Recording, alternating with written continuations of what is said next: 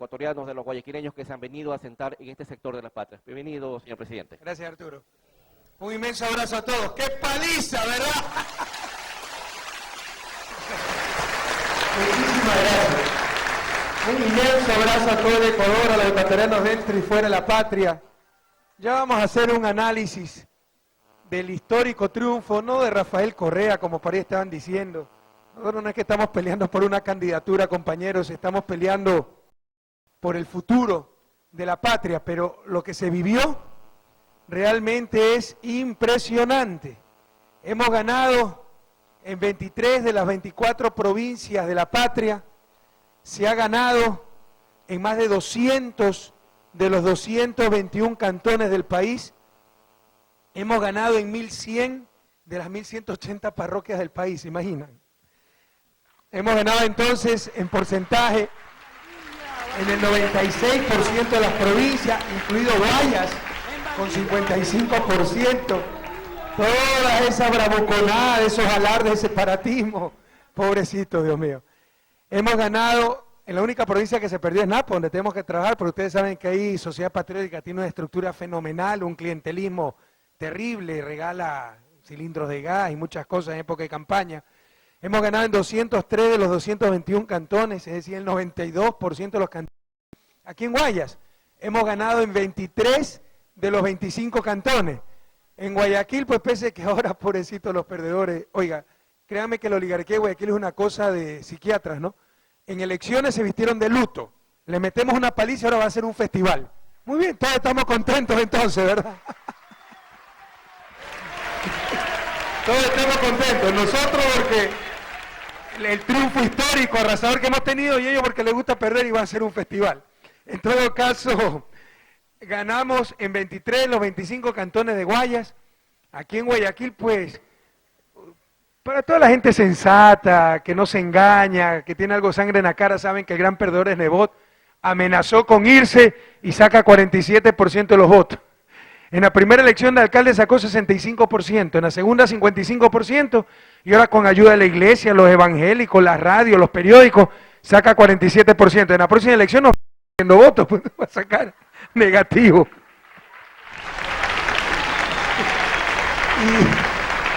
Y adivinen dónde más perdimos. No sé por qué, no lo entiendo. Perdimos en el cantón San Borondón.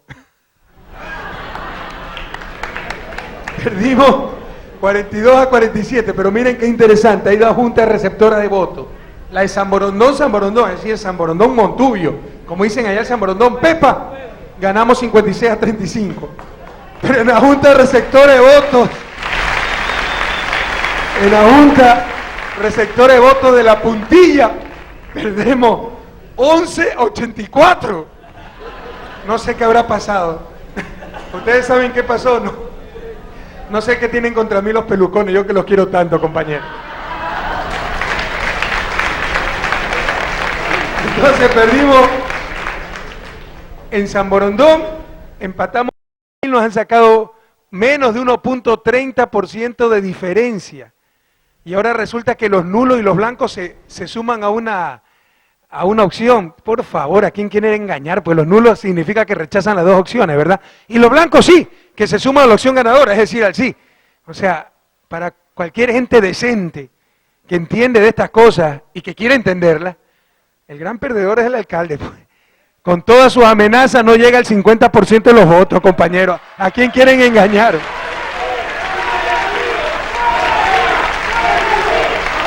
Pero no olvidémonos de eso. Vamos a hacer un análisis porque, claro, la prensa siempre distorsiona todo al final de esta intervención. Pero aquí lo importante es ese triunfo histórico, le insisto, no de un candidato a alcalde, no de una opción presidencial, estábamos eligiendo el futuro, nuestro pacto social, y ese pacto social a nivel del Ecuador, ¿con qué? Aplastante, arrasadora que ha ganado, 64%, es un triunfo nacional, no de una región, no de un sector, no de un barrio, sino un triunfo nacional. 96% de los cantones, 96% de las provincias, 92% de los cantones, 93% de las parroquias, se lo repito, en números absolutos. El sí venció al no en 23 de las 24 provincias, 203 de los 221 cantones, 1.100 de las 1.180 parroquias, se ha ganado en costa, sierra, Amazonía, Galápagos, se ha ganado en migrantes en América Latina, Europa, Estados Unidos. El país ha dicho sí, no un alcalde, no un presidente, por favor, si eso no estaba discutiéndose, sí al futuro, sí a nuestro nuevo pacto social. ¿Y saben qué es lo bueno de todo esto? De esa campaña tremendamente sucia que nos hicieron. ¿Se acuerdan todas las cosas que se dijeron? Que la Constitución es abortista, que permite el matrimonio entre hombres, que impide la libertad religiosa, la libertad de educación. ¿Se acuerdan lo que sacaron los periódicos en los últimos días? Que hay crisis económica, la desdolarización, la corrupción. ¿Qué más dijeron? Que iban a quitar las tierras, pero por ahí tengo anotado, ¿qué más dijeron? El índice de miseria, que por ahí se inventó un diario, sumando inflación más desempleo, terrible, que había aumentado la miseria. ¿Saben qué es lo bonito de toda esa campaña sucia? Que se juega en el todo o el nada los que hacen esa campaña sucia. Si ganan, perfecto, todo queda en impunidad, nunca la gente va a saber si todas sus mentiras, si todas las amenazas infundadas que crearon eran correctas o no.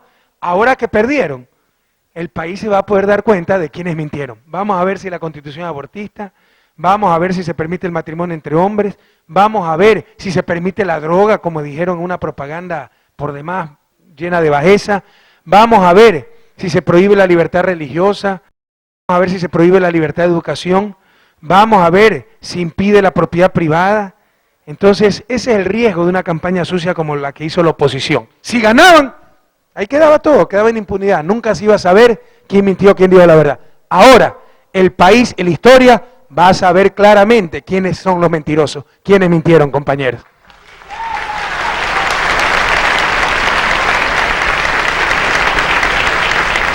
Son momentos de alegría, de triunfo para todo el país. Por ahí muchos periódicos, sobre todo internacionales, ya les voy a enseñar, dijeron, gran triunfo de Correa, gran triunfo de Correa. Esto es un triunfo del pueblo ecuatoriano. Les insisto, es nuestro nuevo pacto social, nuestro nuevo proyecto de vida en común. No se estaba eligiendo un alcalde, un presidente. En lo personal, de todo corazón les digo, a mí no me interesa el poder, estaré donde mi patria me necesite. Yo no es que voy a manipular a mis conciudadanos para poder candidatizarme, ¿verdad? Ganó el sí en la Constitución, pero se puede candidatar el alcalde de Guayaquil, qué suerte, ¿no? Por favor, aquí estamos discutiendo cosas mucho más trascendentales, nuestro futuro. Entonces, compañeros, yo puedo irme mañana a mi casa con la satisfacción del deber cumplido, porque este fue el mandato que ustedes nos dieron en las urnas. Yo estaré donde ustedes quieran que esté. Pero lo que les quiero decir es que hemos cumplido. Que fue la clara orden, el claro mandato que nos dieran en noviembre del 2006 y cumplido. El país tiene una nueva constitución y el pasado, el neoliberalismo, ha sido sepultado por millones de votos del pueblo ecuatoriano. Felicitaciones, felicitaciones.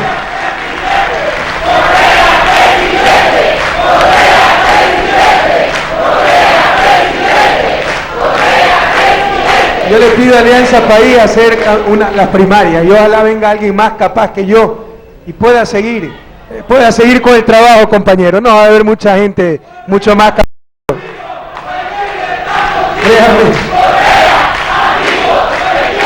Créame que no buscamos nada para nosotros y en verdad sentimos sano orgullo, la satisfacción del deber cumplido, porque esta fue la principal orden que nos dieron en noviembre del 2006, la principal propuesta de campaña, ¿verdad? Y ahí está cumplida, compañero. El pueblo ecuatoriano tiene una nueva constitución para todas y para todos.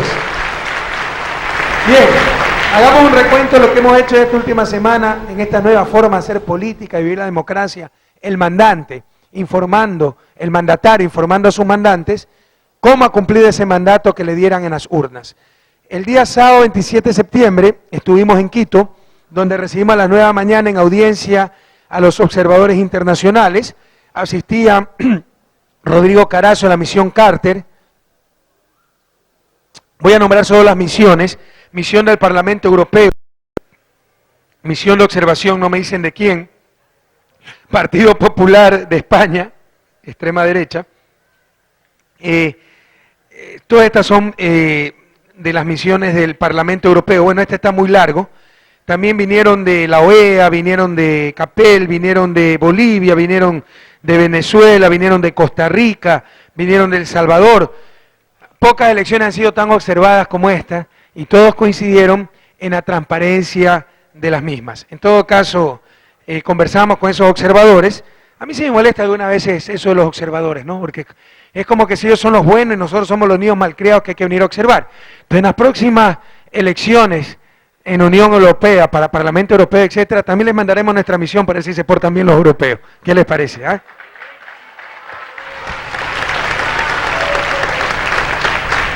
todo caso, serán bienvenidos cuantas veces quieran visitarnos. Nosotros somos puertas abiertas, si quieren observar las elecciones, que las observen, pero con igual derecho que ellos vienen a observar nuestras elecciones, nosotros iremos a observar las de ellos. ¿Qué les parece? Bien.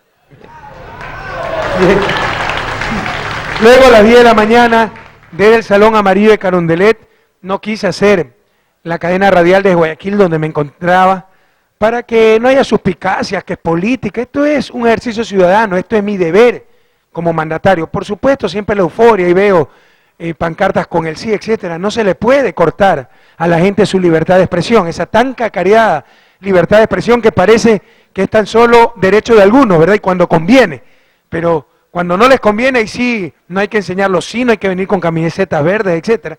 No se puede coartar ese derecho a la libre expresión. Pero esto, básicamente, más que, no es un acto político electoral, es un ejercicio de ciudadanía. Ustedes, los ciudadanos, nuestros mandantes, recibiendo la rendición del mandatario, el que obedece, ¿verdad? El que tiene que cumplir el mandato que se dio en las urnas. Entonces, esto es básicamente un acto de democracia, de esa nueva democracia que vive el país, con la rendición de cuentas del mandatario a sus mandantes. Entonces, a las 10 de la mañana hicimos el enlace radial número 88 en el Palacio de Carondelet, y bueno, de tarde tuvimos actividades personales, no veía a la familia durante varias semanas. Y el domingo 28 de septiembre, y fue ese día histórico, créanme que los resultados superaron todas nuestras expectativas. El que quiera darle un triunfo al alcalde Nebot, a la oposición, ya es que no se tiene sangre en la cara, ¿verdad? Que se engañen ellos, al pueblo ecuatoriano no lo van a engañar.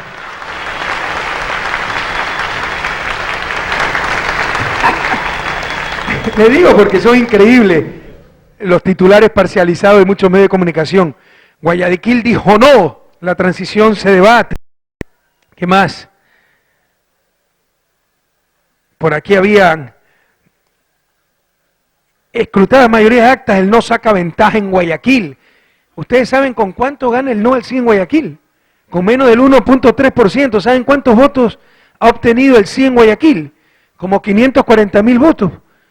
¿Qué van a hacer con esos 540.000 votos y ciudadanos? ¿Desaparecerlos como en época de Férez Cordero? Eso ya no es posible, pues, compañero. Es puro bluff lo que están diciendo, puro alarde. Si hubieran ganado 3-1, 4-1, pudieran hablar de su propio modelo de desarrollo. Pero no solo eso, después vamos a ver resultados sumamente interesantes.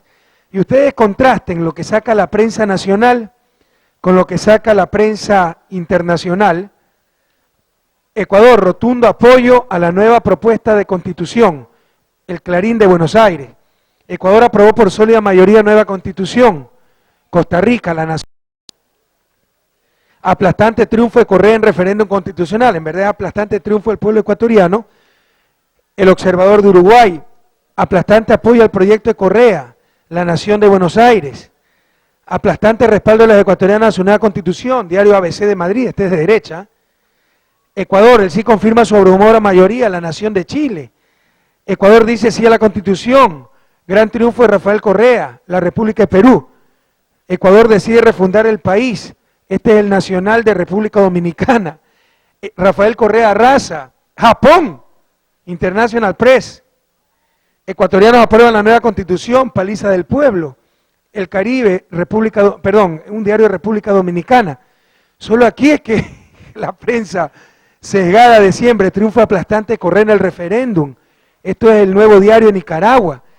Solo aquí, pues, una prensa pretende decir que prácticamente que el gobierno de oposición ganó, ¿verdad? Ustedes ven la deshonestidad de esa prensa. Felizmente ya nadie les cree, pero aquí ratificamos una vez. Dense cuenta, compañeros, a quién responden ciertos medios de comunicación, ¿verdad? Al poder al cual estamos venciendo, al cual estamos sepultando, al cual estamos derrotando. Entonces, estemos muy atentos, sepamos dónde están los adversarios, dónde están los enemigos. Entonces, En verdad el domingo 28 fue un día histórico donde arrasó al pueblo ecuatoriano. Fuimos más allá de nuestras propias expectativas. En realidad ha sido la campaña más dura que hemos tenido que enfrentar. ¿Por qué no es que hemos tenido que enfrentar al alcalde Nebot? Pues Nebot nunca ha tenido más de 35% de voto duro en Guayaquil. En Guayaquil, hagamos lo que hagamos, hay 35% que vota no. Incluso en el caso de los Isaías, cuando incautamos los bienes de Isaías, había 35% que se oponían a la incautación. Ese 35% es el PRIAM, Partido Social Cristiano, Partido Sociedad Patriótica, los parientes de los diputados, ¿verdad?, a su casa. Entonces, con toda la bravuconada de Nebot, con todas sus amenazas, con la ayuda de la Iglesia Católica, que en Guayaquil, hasta el día domingo 28 de septiembre hizo campaña por el no, ustedes lo saben, con todo respeto y con todo dolor, pero hasta en la luz del domingo se emitió nuevamente el comunicado de la Conferencia Episcopal, con toda la ayuda de ciertos pastores evangélicos que ordenaron a sus seguidores a votar no, con toda la ayuda de las radios de Guayaquil, la gran mayoría, con las excepciones de siempre, los periódicos de Guayaquil, apenas suben 12% más y no llegan ni siquiera a mayoría, es decir, los que leen bien estos resultados, significa que todo ese apoyo, más de la mitad de los guayaquileños le dijeron a Nebot, no nos interesa que te vayas a la casa, pues ya no nos va a asustar, que te vaya bonito. Esa es la interpretación, compañeros. En todo caso, el día domingo 28 de septiembre fue un día histórico, aunque paradójicamente quiero decirles que para mí fue un día muy triste, porque a las 5 de la mañana me dijeron que murió el papá de un queridísimo amigo mío, que es como hermano, y él también era como un padre para mí, ¿no? En mi juventud nos ayudó mucho. Cuando no tenía nada, cuando era muy pobre, se preocupaba de con mi amigo irme a ver en su carro, llevarme a las reuniones, a las fiestas, etcétera. Y ahora que algo tengo, si cabe el término, cuando iba a verlos, se preocupaba de que nadie me moleste con cuestiones políticas, etcétera, que vaya a descansar, ¿no? Siempre se preocupó por mí.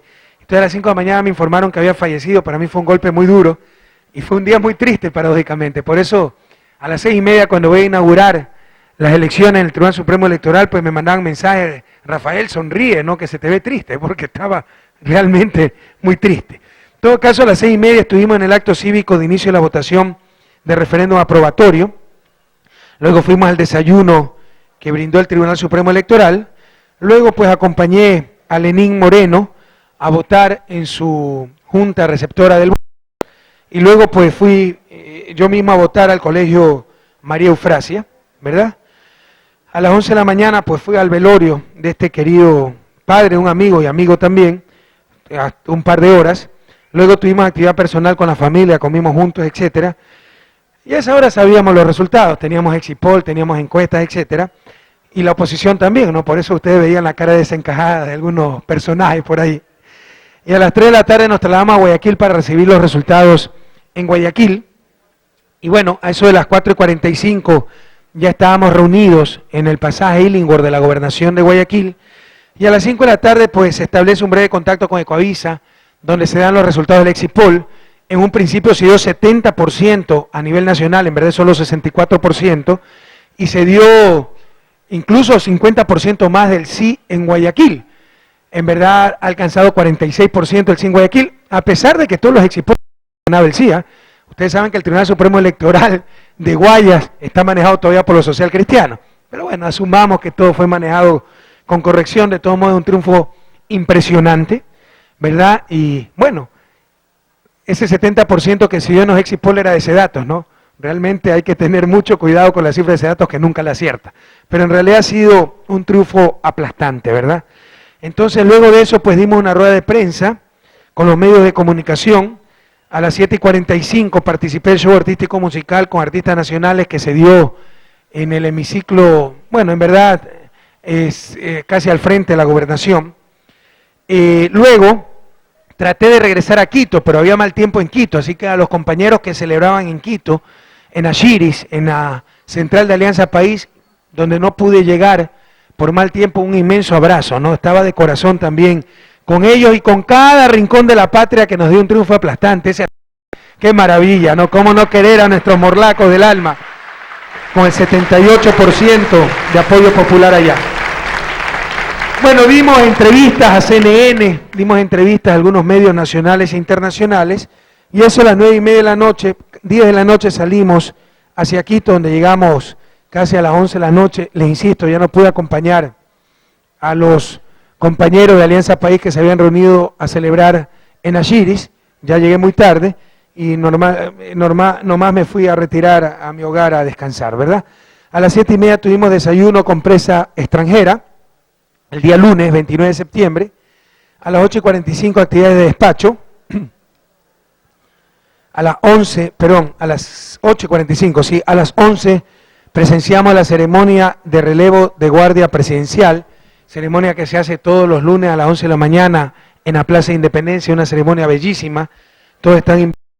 Después a las 11:30 tuvimos reunión con la ministra de Finanzas para algunos proyectos que tenemos, como el proyecto de cuenta única del Tesoro. También hablamos de la AGD, de representantes de organismos internacionales, etcétera. A las 12 del día tuvimos reunión con Marisabel Salvador para tratar sobre la estrategia a seguir en la OEA sobre el caso Colombia. Bueno, aprovecho de una vez a decirles, no, es increíble, presidente Uribe, una vez más intenta burlarse del país. Ustedes saben que estoy como presidente pro tempore de la Comunidad Andina. Ustedes saben que estamos, si Tenguel le dimos una paliza, ya vamos a leer Tenguel, no se preocupe, muchísimas gracias, un abrazo a Tenguel. Ustedes saben que estoy como presidente pro tempore de la Comunidad Andina, saben que estamos negociando en bloque un acuerdo comercial, político y de cooperación con la Unión Europea. Ha habido problemas en la negociación de ese acuerdo, básicamente porque dos países, Colombia y Perú, ya tienen firmado un acuerdo de libre comercio con Estados Unidos, entonces ya nada tienen que perder en la negociación con la Unión Europea. Pero Bolivia y Ecuador estamos en otra posición. Entonces Colombia y Perú habían pedido a la Unión Europea romper el bloque y negociar bilateralmente. Entonces es un problema muy serio, teníamos que hablar a nivel presidencial sobre eso. Se le consultó vía Cancillería al presidente Uribe si estaba dispuesto a venir a Guayaquil a la cumbre presidencial. Encantado, no hay problema. La cumbre presidencial ya está convocada para el 14 de octubre y ayer recibimos de nuevo una comunicación groserísima del gobierno colombiano, nuevamente con el cuento que por declaraciones mías allá en Manaos, a diario La Folla de Sao Paulo, entonces no va a poder asistir.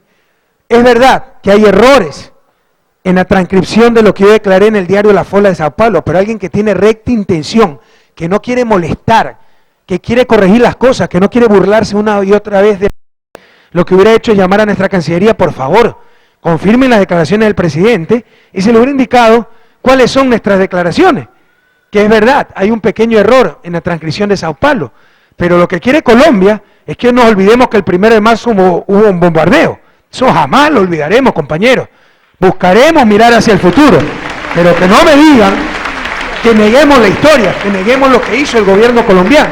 Como que digan, para superar el holocausto, la tragedia de la Segunda Guerra Mundial, neguemos que hubo un holocausto, neguemos que hubo una Segunda Guerra Mundial. Jamás de los jamases, compañeros. Entonces que no me vengan con esos cuentos. Ecuador nunca olvidará la agresión que recibió el 1 de marzo del 2008 por un gobierno que considerábamos amigos. Si eso le duele al presidente Uribe, qué pena, que no venga nomás, que le vaya bonito, no lo vamos a extrañar, compañeros, pero no vamos a negar la historia. Pero es tan insolente nuevamente el gobierno colombiano, que incluso en el comunicado hace un llamado para que Ecuador se esfuerce en la lucha contra el terrorismo y el narcotráfico, alguna de esas cantinfladas pone de nuevo ahí, ¿no? Cuando el único que tiene terrorismo y narcotráfico es Colombia, pues no Ecuador. Pero cuánta insolencia del gobierno colombiano. Señor presidente Uribe, ¿no quiere venir al país? No venga, no lo vamos a extrañar. Aquí va a encontrar soberanía y dignidad. Y una vez más se burla del país.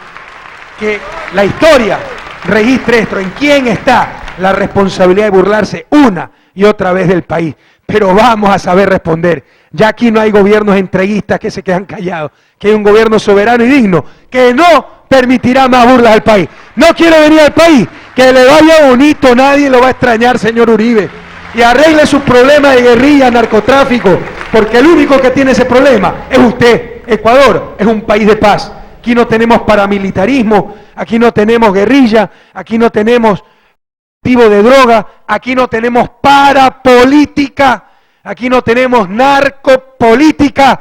Así que lo que recomienda en su comunicado, aplíquelo en su país, que usted es el que tiene esos problemas, su gobierno es el que tiene el problema de narcopolítica, parapolítica, no es el gobierno ecuatoriano, no es el pueblo ecuatoriano, aquí somos un país de paz. Así que ya no vamos como les dije siempre, aguantar más insolencias de ese gobierno. Vamos a saber responder, compañeros, con soberanía y dignidad. Entienda, señor Uribe, que no se va a volver a burlar del pueblo ecuatoriano.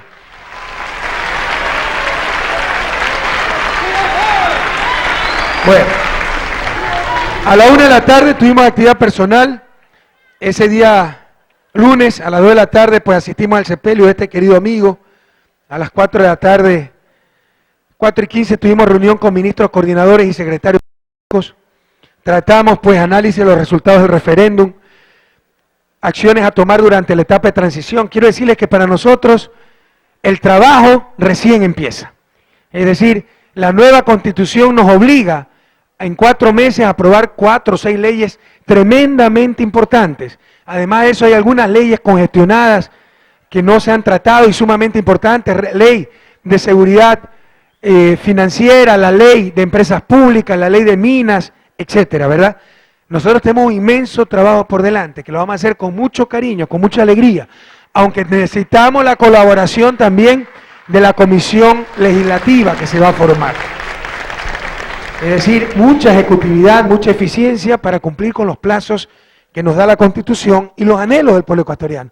Porque el pueblo ecuatoriano quiere ver cambios rápidos y los va a ver. De parte del Ejecutivo tenemos toda la disposición, tenemos toda la disponibilidad de trabajo. Requerimos el apoyo de los demás poderes del Estado. Bien, a las 6:15 tuvimos actividad de despacho. Por favor, no me interrumpa, señorita. Gracias, le agradezco el apoyo, pero déjeme hablar. A las 6:15 tuvimos actividades de despacho. Ya atendimos a Gustavo Larrea, Vinicio Alvarado, Alexis Mera, Delis Palacio, Fernando Alvarado, Diego Jaramillo. Y a las 7:30 tuvimos reunión con el ministro Javier Ponce en cuestiones relacionadas con el viaje que teníamos que hacer a la ciudad de Manaos. Y a las 8 de la noche tuvimos reunión con el Buró Político, también análisis de los resultados del referendo. Hay cosas muy interesantes que se encuentran. Ustedes sí saben que el sí venció en Guayaquil. Si ustedes analizan la votación, nosotros en los sectores altos de la sociedad nos dan 3-1, ¿verdad? En los sectores medio altos 2-1, en los sectores medios ya les empatamos, en los sectores medio bajos ganamos y en los sectores bajos los arrasamos. Mientras más pobres, más apoyo popular tiene el gobierno. Y eso nos gusta. Nosotros somos un gobierno para todos los ecuatorianos, también para la clase alta, clase media alta. Pero bueno, si ya no les caemos bien, ¿qué le vamos a hacer, verdad? Pero da mucha satisfacción que los pobres de la patria nos dan su total apoyo, los pobres de Guayaquil, ¿verdad? Los barrios más apartados, Jimena. Pero ¿qué encontramos, compañeros? Que de 100.000 a 150.000 personas que viven en Guayaquil no votan en Guayaquil y son los más pobres, donde el gobierno gana con el 60-70% de la votación. Esa gente tuvo que ir a votar a Naranjal, a Chone. Es decir, los más pobres tienen más costo de votar, ¿se imaginan? Pero no solo eso, las juntas receptoras del voto, todos están hechos para que voten los ricos. Parroquia Tarqui, una parroquia inmensa, ahí perdimos con 4%. Pero ahí está Urdesa, Los Ceibos, los barrios de clase alta, clase media alta. Pero también está Nueva Prosperina, Flor del Bastión, barrios de gente muy pobre donde tenemos gran apoyo. Pero esa gente tiene que ir a Laica, la Guirrabat para votar. Mientras que a los barrios de clase media alta y clase alta les queda cerquita la junta receptora de voto. Eso tiene que reformarse. No es que los pobres no son los que tienen que viajar 1 hora para votar, no son los que tienen que tener el mayor costo para votar. La gente de Urdesa tiene sus carritos para ir a votar. Los pobres tienen que coger transporte público. Entonces, si ustedes analizan el abstencionismo, es mucho mayor mientras más pobre la población, porque cuesta más ir a votar. Tienen que transportarse, etcétera. Eso tiene que cambiar. ¿Por qué es que los pobres de Nueva Prosperina, Flor del Bastión, etcétera, tienen que ir a votar a la Guirrabat y no, por ejemplo, los de Urdesa tengan que ir a votar a Nueva Prosperina? ¿Por qué? ¿Por qué no es al revés? Porque todo está hecho para que los pobres no puedan votar. Eso tiene que cambiar. Pero con esos pobres que no pudieron ir a votar, con esas 100.000, 150.000 personas que viven en Guayaquil y no votan en Guayaquil, seguro que pasamos el 50% en Guayaquil, compañero. Pero eso hay que rectificar para la próxima elección. Eso es trampa. Aquí también la Jimena. La Jimena tan grande que es. Aquí casi quedamos empatados, ¿no? Pero la Jimena tan grande que es. ¿Y dónde está la Junta Receptora del Voto? Casi en el centro, ¿verdad? Entonces, Unión de Bananeros, los sectores Guasmosur, etcétera. ¿cuánto le cuesta a esa gente ir a votar? A los pobres es a lo que más les cuesta votar, porque todo está hecho para que voten los ricos, compañeros. Esa es parte de la trampa que la oligarquía siempre ha hecho en nuestra democracia, en nuestra elección. Y eso tendrá que terminarse. Tiene que cambiar. Así que vamos a decirle al Tribunal Supremo Electoral que tiene que distribuir de mejor manera a la Junta Receptora del voto. Vamos a decirle al Registro Civil que tiene que empadronar a la gente que vive en Guayaquil, que vote en Guayaquil. Son los más pobres y tienen que ir a votar a Naranjal, Chone, Naranjito, Tenguel, etcétera, ¿verdad? Entonces ya basta de esas trampas, compañeros. Bien. El martes 30 de septiembre, bueno, a las 8:15 tuve reunión de trabajo en el propio aeropuerto. A las 9 salimos hacia Manaos para reunirnos con el presidente Lula da Silva, teniendo una invitación del presidente Lula da Silva, de Hugo Chávez, de Evo Morales. Bueno, la invitación fue de Lula da Silva y nos reunimos esos 4 presidentes, Lula da Silva, Hugo Chávez, Evo Morales y quien les habla, por un proyecto que es de importancia, no de Manabí, no del Ecuador, de toda América Latina, que es el proyecto Manta Manaos, un proyecto increíble. Ya lo he contado, ya lo he descrito, pero se lo repito. Se trata de unir los dos océanos, Pacífico y Atlántico, por medios multimodales, es decir, llega la carga en barco, vía marítima de China, al puerto de Manta, en containers, se ponen en camiones que van vía terrestre hacia el Napo, hasta Puerto Providencia, a orillas del Napo, se le embarca en barcazas y vía fluvial avanza hasta Manaos. Manaos ya es un inmenso mercado, pero incluso puede continuar hasta Belén, en la costa atlántica de Brasil, y con eso se evitan el paso por el canal de Panamá. Se reduce como un mes el trayecto y en decenas de miles de dólares el costo del viaje, porque pasar por el canal de Panamá es carísimo. Entonces este proyecto interesado no solo a Brasil, sino a Venezuela, porque también hay carretera Caracas-Manaos, y Caracas, vía Manaos, puede embarcar carga y enviarla a la costa pacífica en Manta o a la costa atlántica en Belén. Y de Bolivia, de La Paz a Manaos, también hay un pequeño carretero que hay que mejorarlo muchísimo, hay que construir puentes, etcétera, pero se puede ir de La Paz a Manaos y por esa vía que Bolivia tenga salida al Pacífico y al Atlántico. Entonces esto ha despertado el interés de media Sudamérica, ¿verdad? Por eso el presidente Lula da Silva nos convocó a los 4 presidentes a conversar sobre el eje Manta-Manaos, y quiero decirles que estas reuniones informales, nos fuimos internos, sin protocolo, son mucho más productivas que esas reuniones llenas de protocolo, llenas de ceremonias, que uno pierde el tiempo en fotos, en saludos y en tanta cosa, ¿verdad? Entonces pudimos avanzar muchísimo, conversamos muchísimas cosas entre los presidentes.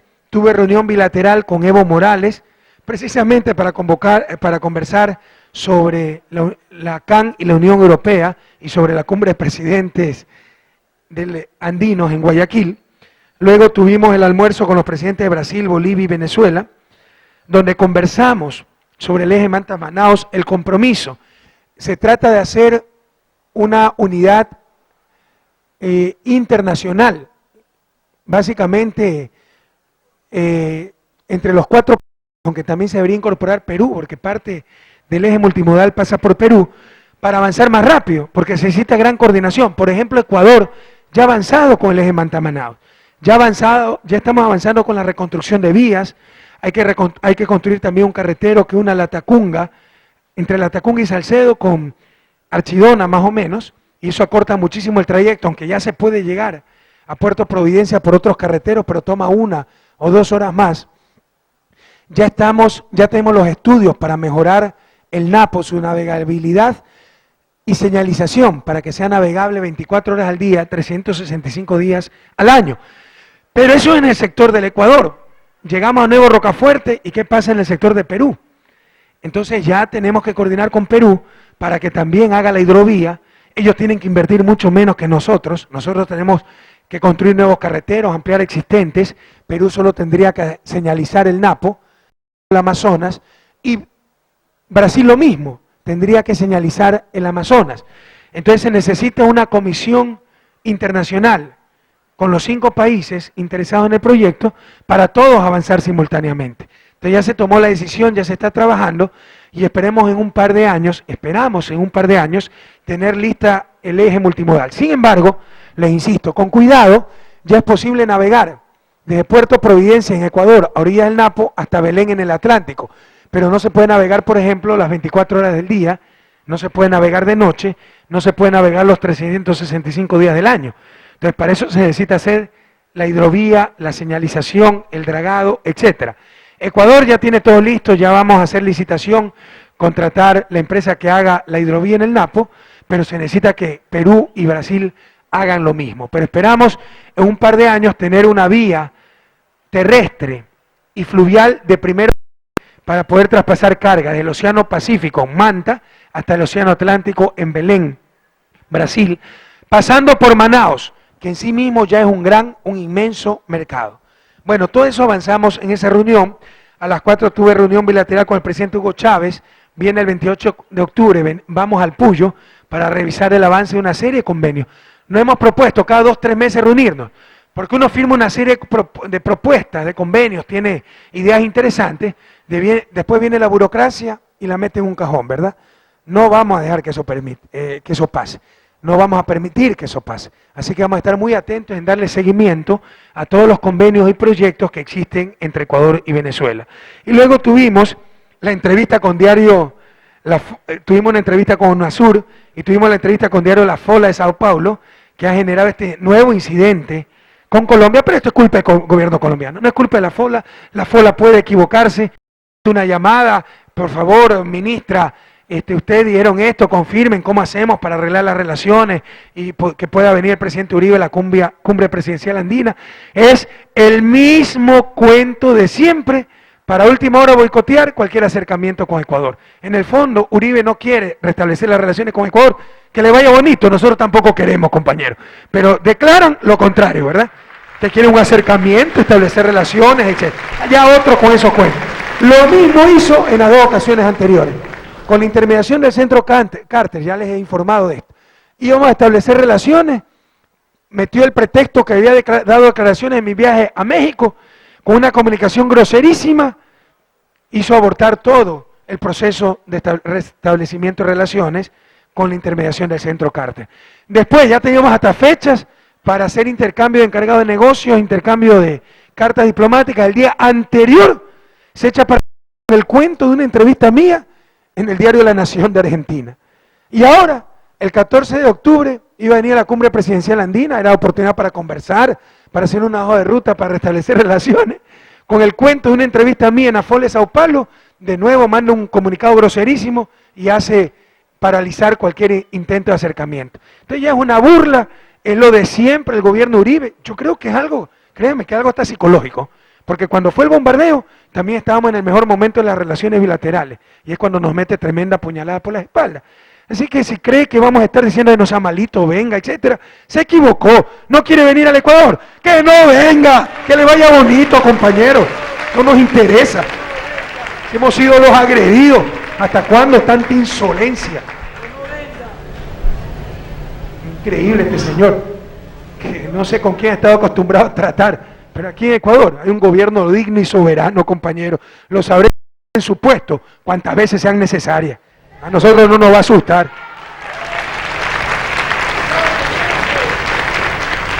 A las 6:15 tuvimos reunión bilateral con el presidente Lula da Silva, donde conversamos de varios temas, pero entre ellos Odebrecht. Y le dijimos muy claramente al presidente: vea, presidente, Odebrecht ha cometido estas irregularidades, así que ha presentado. ¿Se acuerdan que algunos medios de comunicación, incluso ciertos periodistas, ¿verdad?, dijeron que era mentira, que Odebrecht había aceptado unilateralmente la exigencia del gobierno ecuatoriano? Pues ya ha reconocido, ¿no?, que nos mandó unilateralmente firmado el acuerdo con las cosas que de un principio pedimos. Pero fíjense cómo confiar en una empresa que Ecuador pide cosas por estricta justicia, estricto derecho. Nosotros no es que vamos a abusar, no vamos a pedir una gota más de lo que nos corresponde, pero tampoco una gota menos de lo que nos corresponde. Son interesantes, se comprometen a firmar el acuerdo, después se echan para atrás, los expulsamos del país y así, ahí sí rapidito firman.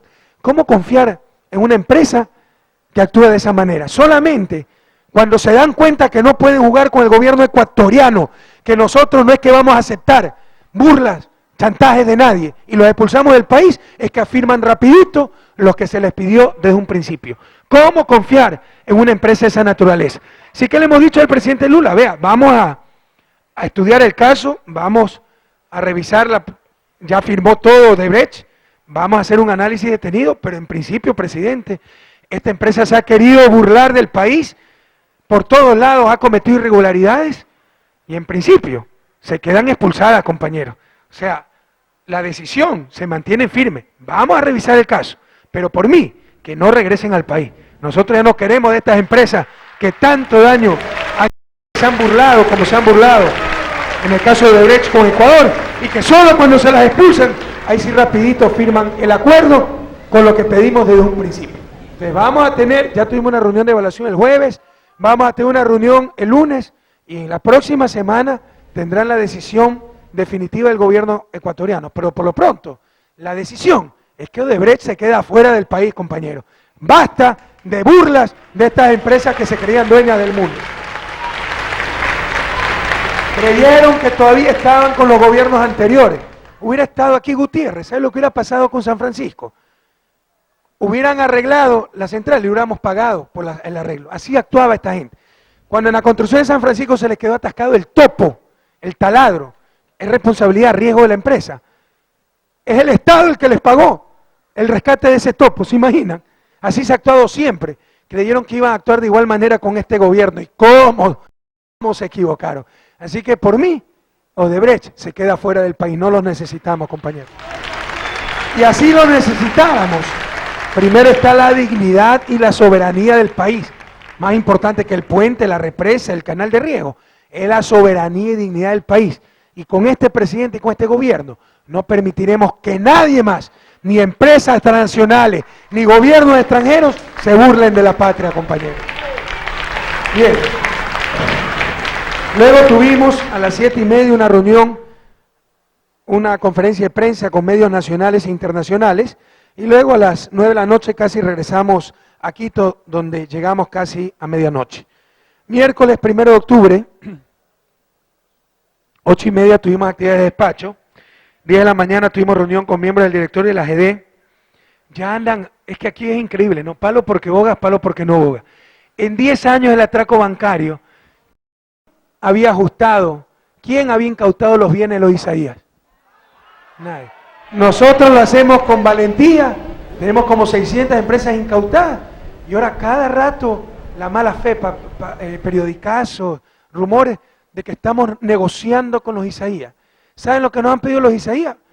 Reconocen pagar su deuda, quieren pagar su deuda, pero dicen, hagamos una auditoría imparcial de lo que debemos. Por favor, ¿a quién se le puede negar eso? Oiga, yo ni conozco al señor Roberto Isaías, el que está prófugo en Miami, etcétera. Pero él es el que pide eso. ¿A quién se le puede negar hacer una auditoría del trabajo que hizo Deloitte & Touche para, incluso con más información que pueden suministrar a los propios Isaías, establecer exactamente cuánto deben y están dispuestos a pagar? ¿A quién se le puede negar eso? Entonces, pero ya están sacando que estamos negociando por espaldas del gerente del gobierno central. Por eso, el señor gerente, Carlos Bravo, es parte también del gobierno central, soy yo el que lo designo. Y coordina todo, absolutamente todo conmigo, las incautaciones, etcétera. Entonces, ¿de qué están hablando? Pero se imaginan la mala fe. Nunca hicieron nada. Nunca le reclamaron a los gobiernos que nunca hicieron nada. Y este gobierno que sí hace y está poniendo final a la impunidad bancaria, ahí sí, enseguida la mala fe, no. Están negociando con los Isaías a espaldas del gerente. Nosotros somos gente transparente, compañeros. El país sabrá exactamente lo que hacemos, lo que debemos de hacer en estos casos. Y lo que sí les informo es que se va a revisar el balance, el informe que hizo Deloitte & Touche, la misma Deloitte & Touche en principio, ¿ya? Va a revisarse con nueva información para ajustar las cuentas y de ahí sí, estos señores o pagan o les vendemos las empresas, compañeros. Pero el pueblo ecuatoriano no va a perder plata por ese atraco y esa estafa bancaria. ¿Dónde está lo malo de eso? ¿Dónde está lo malo de eso? ¿Dónde está lo reprochable? Y aquí palo porque bogas o palo porque no bogas. Porque si no hubiéramos atendido ese pedido, ahí está. Gobierno prepotente, autoritario que se niega a conversar, se niega a escuchar, se niega a hacer justicia. Es el odio, el revanchismo, ¿verdad? Entonces, palo porque bogas, palo porque no bogas. Se acepta el pedido de hacer una auditoría, ahí está. negociando con los Isaías. Confíen en este gobierno de manos limpias, que no tiene compromiso con nadie, que no sea el pueblo ecuatoriano. Lo comprometido con los banqueros, con el atraco bancario, era Gutiérrez, que tenía de ministro de Economía un banquero. Nosotros, compañeros, gracias a Dios, yo ni conozco al señor Roberto Isaías. Nunca fui a esa gallada, nunca me invitaron al Club de la Unión, ni a ese intríngulis social. Gracias a Dios. Son los social cristianos los panas de toda esa gente, nosotros no, compañeros. Bien, entonces tuvimos reunión para tratar eso, ¿verdad? Cuándo se va a hacer la auditoría, etcétera. Le damos a Antouch mismo que haga esa auditoría, que revise su informe. Y de acuerdo a eso, tendrán que pagar. Les insisto, ellos ya es un gran paso, eso demuestra que el país está cambiando. ¿Se acuerdan que antes pedían vuelto? Después que no debían nada. Ahora sí, díganos cuánto debemos para pagar. Ese es el cambio de época. El mono sabe a qué palo trepa, como decimos en Guayaquil, ¿verdad? Antes pedían vuelto. Ahora sí, bueno, estamos dispuestos a pagar, pero no sean malditos. Revisen por si hay un error, pero estamos dispuestos a pagar. Peñafiel dijo lo mismo, por si acaso por carta. Está dispuesto a pagar. El mono sabe a qué palo trepa, compas. ¿No? Con nosotros que iba a haber vuelto, pues, compañero. Eso iba a haber con Gutiérrez, con los social cristianos.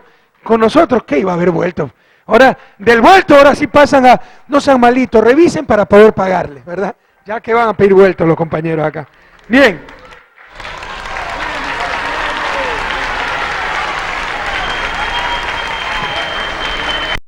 A las 2:25 tuvimos reunión con el director de CDG.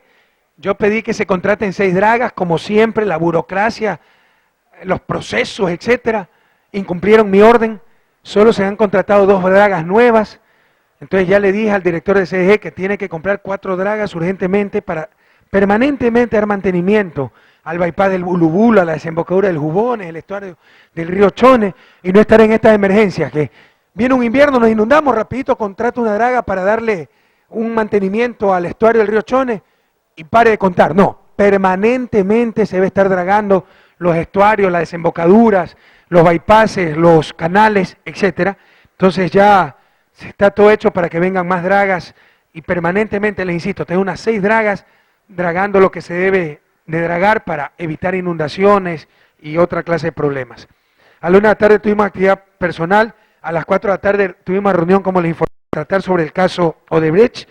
Por lo pronto se van, estamos haciendo los últimos ajustes, ver las consecuencias económicas, legales, qué juicios podrían poner, etcétera. Pero por lo pronto están más idos que Navidad, ¿no? Están más idos que el Día de la Madre, ¿verdad? Están fuera del país los señores estos. A las 5:30 tuvimos reunión con el ministro Galo Chiriboga y el equipo de renegociación de los contratos petroleros, sobre todo para ver el contrato de Petrobras, que se está demorando mucho. Yo me reuní con Petrobras y llegamos a un acuerdo muy claro, y se están demorando demasiado. Entonces, tampoco que toreen al gobierno. Cuidado, o sea, se demoran demasiado, hermano. Nacionalizo ese campo y se me van del país. O sea, nosotros no vamos a estar aguantando a nadie, dilatorias ni mucho menos. Ya basta, y esa época pasó. Esa época en que ponían de rodillas por unos cuantos centavos al país, pasó. Aquí o cumplen las exigencias del país o se van. Nosotros no estamos pidiendo limosna, estamos pidiendo justicia, compañeros, lo que nos corresponde. Bien, por si acaso, le advertí al ministro, le advertí a mi delegado, al director de Petroecuador, no permitan que estas empresas nos bajen la producción. Y nos han bajado la producción. Ahí también vamos a ajustar cuentas. En los contratos de participación la producción nos ha bajado 13% casi. Y empresas como Rexol nos han bajado 20%. Señores de estas empresas privadas, a invertir, a recuperar la producción, porque yo no les voy a aguantar esos chantajes. Me sigue cayendo la producción, se van del país. No les voy a aguantar esta clase de chantajes, porque son chantajes para obligarnos a renegociar rapidito y a aceptar sus condiciones. También estaban esperando el resultado del referéndum, ¿verdad? Ahorita están más asustadísimos con el respaldo popular que hemos tenido, gracias a Dios, de todos ustedes, compañeros, porque también estaban dando dilatorias para ver si perdíamos el referéndum, salíamos debilitados políticamente y nos podían imponer sus condiciones. Así hubiéramos perdido. Con este presidente y este gobierno no nos iban a imponer sus condiciones, pero con el respaldo popular de 2/3 del pueblo ecuatoriano que hemos recibido, contundente, claro, aplastante. Hoy más que nunca tenemos la legitimidad democrática para exigirle a esas empresas que cumplan con el país. Entonces, señores de las transnacionales petroleras, no jueguen con fuego. Ustedes saben que yo no bromeo y hablo en serio. El pueblo ecuatoriano y ustedes han aprendido a creernos. No jueguen con fuego, a invertir, a recuperar la producción o se van del país. No vamos a permitir chantajes de que cae la producción porque paran las inversiones para aceptar cualquier condición. Olvídense, con este gobierno esas cosas no funcionan. Inviertan, levanten la producción o se van del país. Y señor ministro, acabar rápido la renegociación de los contratos petroleros en función de las condiciones del país, que son condiciones justas, dignas, soberanas, no en función de lo que quieren las empresas que muchas veces han abusado del país. Ahora se me quejan de que llevan 10 meses, 11 meses, con el 99-1 de las ganancias extraordinarias, 99% para el Estado, solo 1% para las empresas. Ellos habían hecho inversiones, no pueden amortizarlas, eso es exagerado, probablemente, pero llevamos 10 meses el 99-1, pero pasamos 3, 4 años con 0 a 100, es decir, de las ganancias extraordinarias de los precios del petróleo, que llevan altos 3, 4 años, las empresas se llevan el 100%, y el dueño del recurso recibía 0, porque ahí no se quejaron. Entonces ahora lo que están haciendo es una mínima compensación por los 3, 4 años que nos dieron, 0, Serapio, 0. Entonces se pasaron de vivos. Ahora, compañeros, tendrán que responder, compensar en algo lo que dejó de recibir el país durante varios años. Porque ahí nos dijeron que era demasiado poco para el Estado, que estaban recibiendo demasiado. Ahora sí se quedan que es demasiado para el Estado. Pero llevamos tan solo, bueno, ya un año del decreto 99-1. Pero 3, 4 años pasamos con 0 para el Estado, 100% de las ganancias extraordinarias para las empresas. Ahí ustedes escucharon a alguna de estas empresas quejarse. Se la tiran a muy sabidos, compañeros. Ya se acabó eso, se acabó la fiesta. Que entiendan que Odebrecht, las petroleras, el gobierno colombiano, entiendan que se acabó la fiesta. Aquí hay un gobierno que sabrá defender los intereses, la soberanía del país.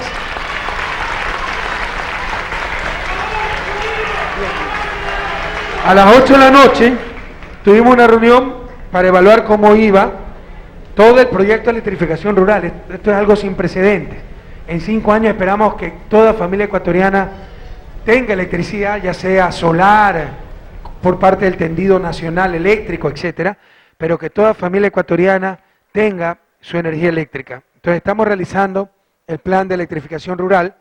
A las 21, a las 9 de la noche seguimos despachando y a las 10:15 me regresé en bicicleta para hacer un poco de ejercicio a la casa. Mi mujer bravísima porque me esperaba más temprano y por mí en bicicleta llegué tarde y sudado, así que casi me botan de la casa, pero bueno.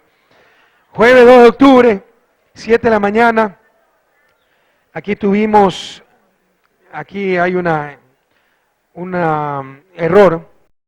En verdad fuimos directos, eso a las 7:30 para actividades de despacho.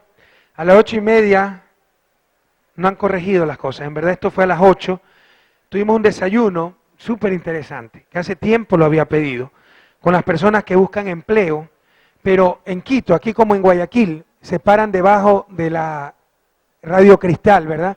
Los gafiteros, los carpinteros, etcétera, para que los vengan a contratar.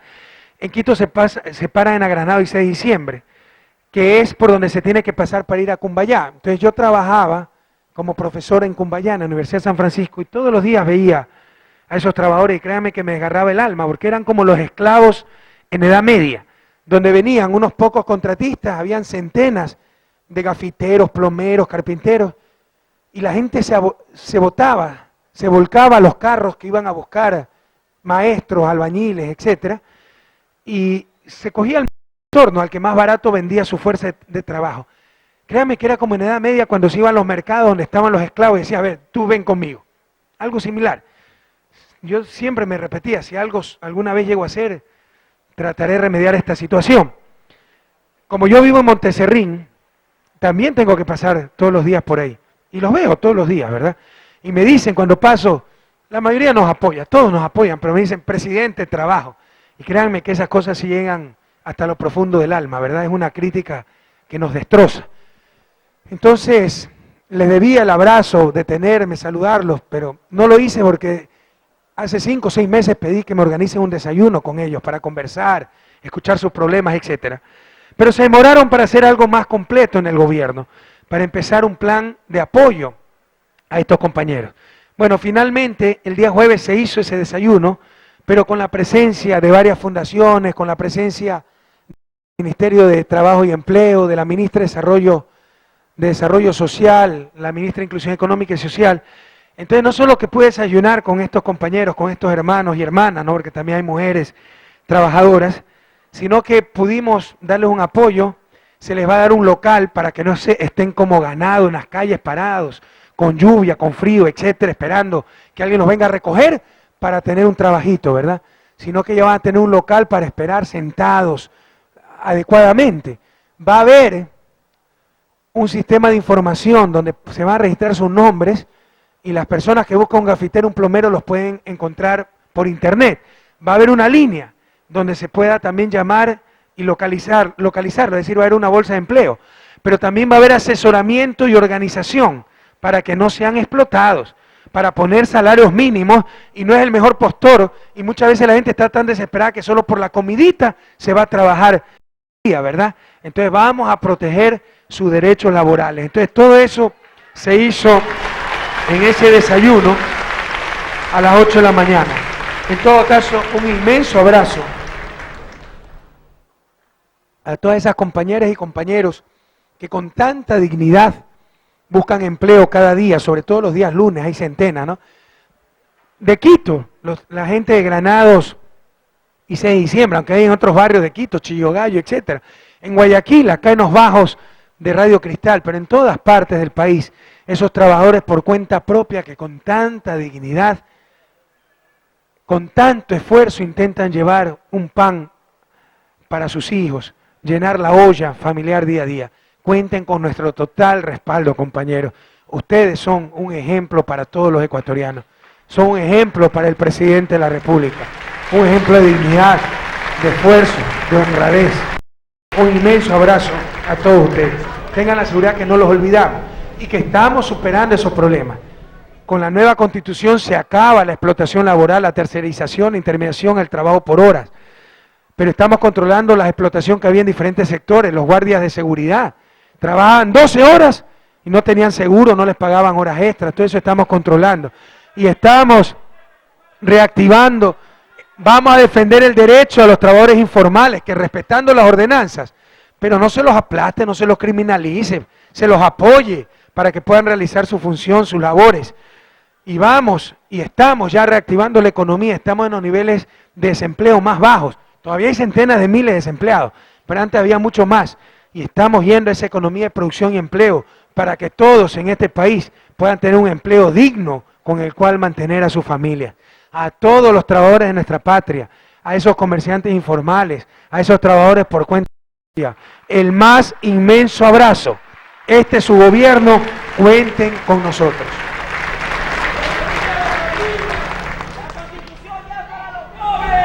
A las 9:30, actividad de despacho. A las 10:30 tuvimos reunión con el economista Ramiro González, temas relacionados con el IES. Vean, sinceramente yo quiero un aplauso para Ramiro González, nuestro delegado al IES. ¿Cómo hemos avanzado desde que él está en la dirección? Son 3 los directores, ¿eh? Pero bueno, hemos logrado consensuar, etcétera, y se avanza rápidamente. Todavía los problemas son inmensos, pero al menos se han ya eliminado cosas vergonzosas. Por ejemplo, la prueba de supervivencia. Ustedes sí saben que a los jubilados se los obligaba a ir al IES a probar que seguían vivos, ¿se imaginan? Para recibir su pensión. Y tenían que hacer unas colas inmensas, todo eso ya está eliminado. Los préstamos hipotecarios, fenomenal, eso va a darle la vuelta en la historia de vivienda en este país. Va a ser un antes y después de los préstamos hipotecarios, la historia de vivienda en este país. Esas clases populares, esas clases medias, por fin van a poder tener sus casitas. Miren, ¿qué es lo que pasa en el país? Como no hay crédito a largo plazo, o sea, en un país europeo, ustedes se casan, enseguida consiguen un crédito de 35 años y en vez de pagar arriendo, pagan su crédito y poco a poco la casa es suya. Pero desde recién casados ya tienen su casita digna, ¿verdad? Hasta el final de sus días. ¿Aquí qué pasa? Como no hay crédito, la gente no tiene casa, tiene que arrendar, tiene que invadir. O la gente que puede tener su casita, como no hay crédito, tiene que construirla poquito a poquito. Entonces primero construye la planta baja, con bloques, tiene los fierros esos feísimos salidos, para algún día construir la segunda planta, y se ve feísimo, ¿verdad? Y hay un desorden total en los barrios. Ahora ya va lo que es eso, crédito a largo plazo. ¿A qué plazo son? 30 años creo, ¿no? A 30 años me parece, o 25 años, a 25 años. Y ya no es que tengo que poner yo el 20% y no tengo y no puedo acceder al crédito, no. Hasta $70,000, si $70,000 cuesta la casa, los $70,000 de crédito del 10 y ustedes pagan 0 y solo se necesita 3 años de aportaciones. Así que ese que empezó a trabajar a los 22 años, ¿verdad? Esa persona que empezó a trabajar a los 22 años, cuando acabó la universidad, por ejemplo, si es universitario, y a los 25 años ya mete la pata y se casa, ya tiene 3 años de aportaciones, enseguida puede tener su crédito hasta $70,000 y empezar a vivir en casa propia, compañeros. ¿Cuándo se ha visto eso en el Ecuador? Entonces es algo revolucionario, por fin, era hora. Y cuidado, incluso se puede prestar más de $70,000, pero ahí ya se pide una contraparte, porque ya son casas de otro nivel. ¿Cuánto es lo que se pide, Antonio? No sabe, ¿verdad?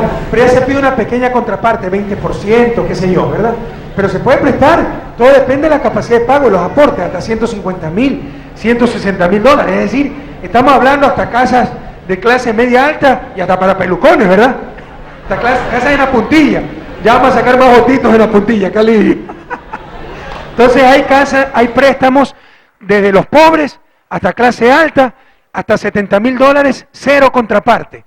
La clase media, de que se casan, los chicos, los jóvenes, ya van a poder tener su techo propio donde vivir. Eso es histórico. Yo hubiera querido tener esa oportunidad. En verdad, felicitaciones a Ramiro González. Y se están haciendo muchas cosas más en el Seguro Social. Los resultados, esa atención en los hospitales era un asco, a la gente se les hacía ir de madrugada, etcétera. Todo eso está cambiando, se está mejorando la atención, etcétera. Tengamos un poquito de paciencia. A las 11 tuve reunión con la ministra de Vivienda, María Los Ángeles Duarte, para ver programas de vivienda. 11:30, presentación de cartas credenciales de los embajadores de Corea, Estados Unidos y Honduras. Bueno, un abrazo a estos nuevos embajadores, pero aquí entre nos, en secreto, es aburridísima esa vaina, estar esperando a los embajadores, presentan sus cartas credenciales, pero bueno, son gajes del oficio. En todo caso, por fin les pude dar audiencia a los embajadores de Corea, Estados Unidos y Honduras que las pedían desde hace bastante tiempo. Bienvenidos al país, señores embajadores y señora embajadora de Estados Unidos. A las 2:30 continuamos con actividad de despacho. A la 1 de la tarde tuve el almuerzo con los familiares en el accidente aéreo de Mindo, no sé si recuerden, en agosto, principio de agosto, cayó un helicóptero del ejército y murieron 5 valientes soldados de la patria. A mí siempre me gusta reunirme después de un tiempo, pasado el dolor, bueno, el dolor no pasa, ¿no? Pasado el choque de primer momento, con los familiares, decirles que cuenten con nosotros, ver en qué se los puede ayudar, si a la viuda se le puede conseguir un trabajito, algo así. Entonces almorcé con los familiares de los fallecidos en ese accidente, con los familiares, básicamente la esposa del teniente coronel Marcelo Baldión, con la madre del capitán Jorge Grijalva, con el padre y la madre del subteniente Marco Alarcón, con la madre del cabo Hugo Velázquez, con la madre y el padre del cabo Edgar Aymacaña. Y bueno, aunque sea, créanme que uno se siente totalmente inútil, impotente en esta situación, pero al menos se les puede decir, reciban nuestro abrazo y cuenten con nosotros. Recuerden que la vida es lo principal, ¿verdad? Y debemos hacer mucho más por cuidar la vida de nuestros valientes soldados, de nuestros valientes policías y en general de nuestras ciudadanas y ciudadanos. Esto es lo más importante, esto es lo más importante. Y hay cosas que son inevitables, estos accidentes pasan en todos lados, aunque aquí han pasado muy seguido, y ya estamos haciendo una investigación al respecto. Pero la otra vez se cayó un helicóptero en Francia también, ¿verdad? Pero al menos decirles, cuenten con nosotros, y darles un abrazo solidario. Bien, a las 3:30 tuvimos actividad de despacho, a las 4 reunión con el Consejo Administrativo y Directivo de la iniciativa Yasuní ITT para ver cómo marchan las cosas. Marchan atrasadas, pero bien. Hay una nueva iniciativa muy importante. Ahora, ustedes saben que hay el protocolo de Kioto, que básicamente trata de decir a los que contaminan, que se les cobre y se generan medio ambiente puro. Entonces se ha desarrollado un mercado de lo que se llaman bonos de carbono. Escúchenme que esto es importante, muy interesante. Sobre todo en Europa. Europa tiene legislación ambiental muy fuerte, muy rígida. Estados Unidos ni siquiera ha firmado Kioto, por eso es de los países más contaminantes del mundo. Lo mismo China. Pero en Europa se han tomado muy en serio la conservación ambiental y las empresas que contaminan tienen que comprar estos permisos para contaminar. ¿A quiénes les compran? A las empresas, organizaciones, países que generan medio ambiente. Por ejemplo, si un país construye una hidroeléctrica y por eso deja de funcionar termoeléctricas que contaminaban, reciben bonos de carbono que les puede vender a las empresas contaminadoras para que puedan contaminar. Y de esa forma se guarda el equilibrio planetario. Por un lado, se eliminaron 10 toneladas de CO2 y por otro lado, esta empresa que estaba produciendo 10 toneladas de CO2 y con ello premió al país, por ejemplo, que redujo sus emisiones de CO2. ¿Sí me explico? Y a nivel mundial se mantiene el mismo nivel de emisiones. ¿Sí está claro el mecanismo?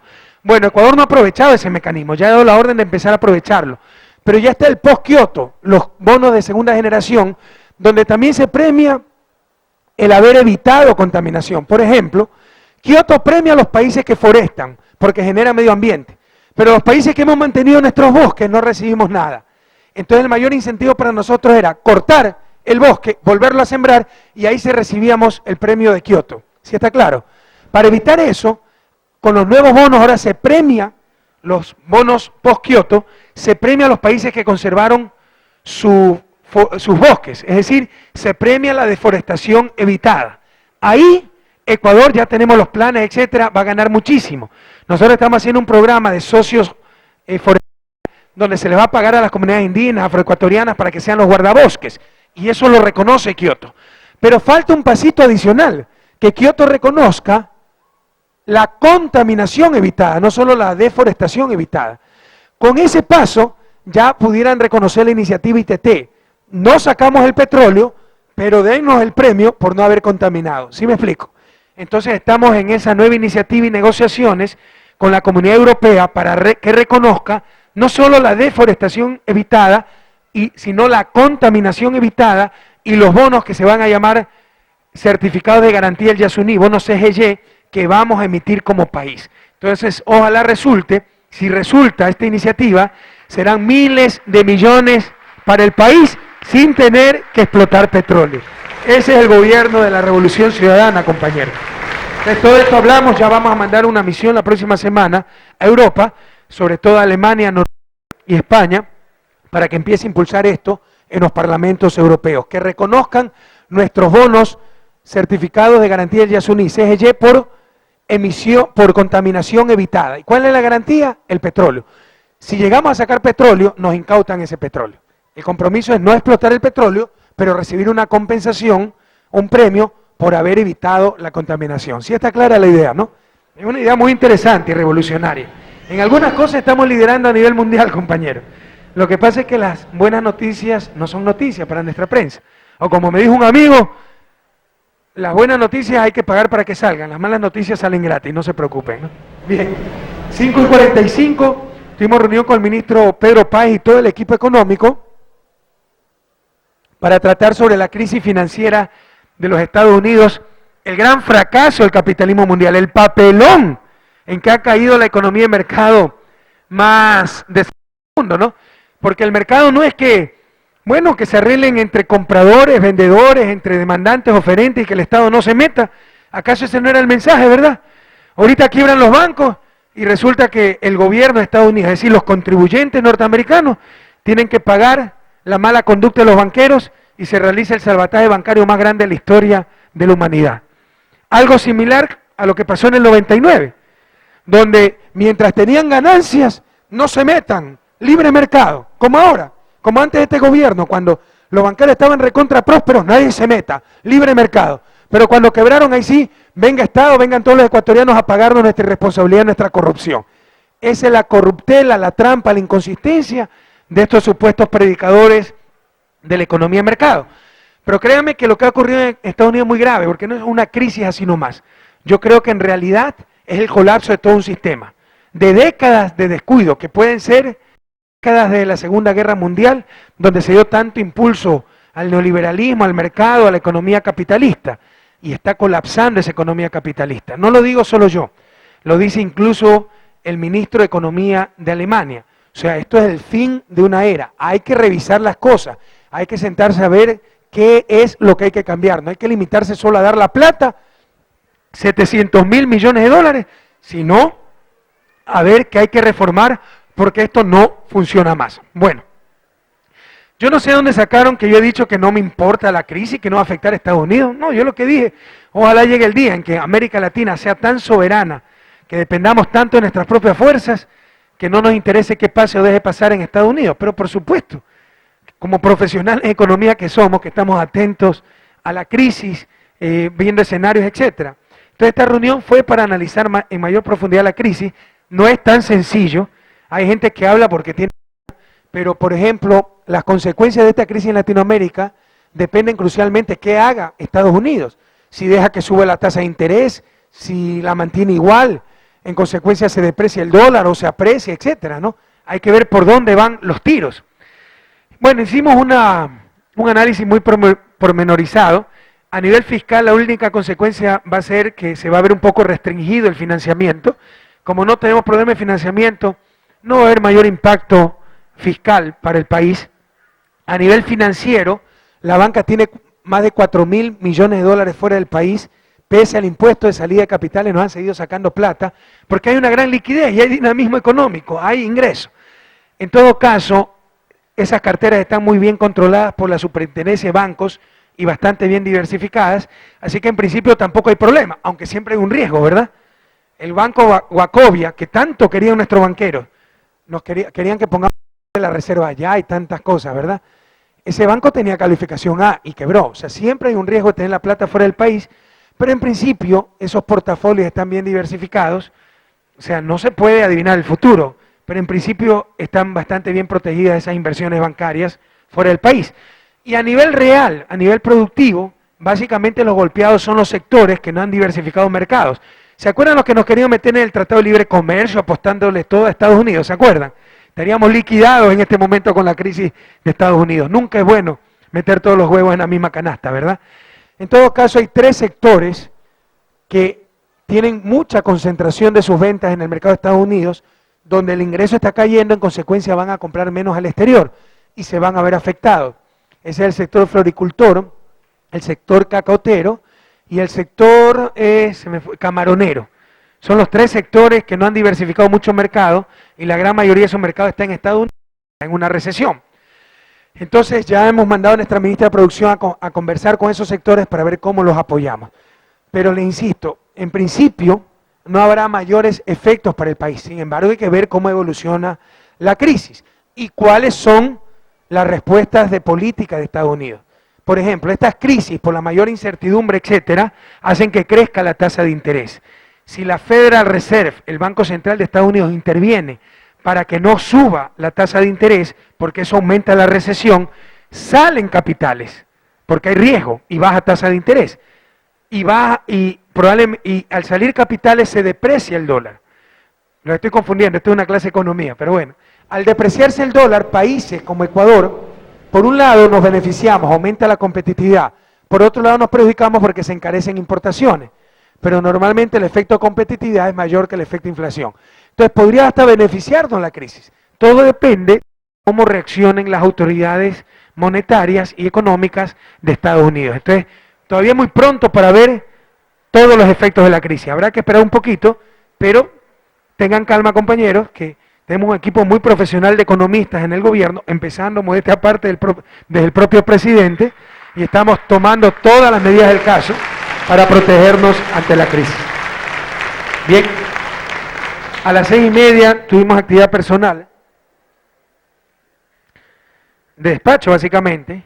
A las 7:15 tuvimos una reunión de trabajo con el doctor Washington Pesante, básicamente tiene un plan de modernización de la Fiscalía, 40 millones de dólares, le hemos dado todo el respaldo para aumentar fiscales en Guayaquil, en Quito, tener edificios propios, decentes, que ya no sea ir a esas fiscalías y que parezca un infierno, sino que tener una atención decente, ¿verdad?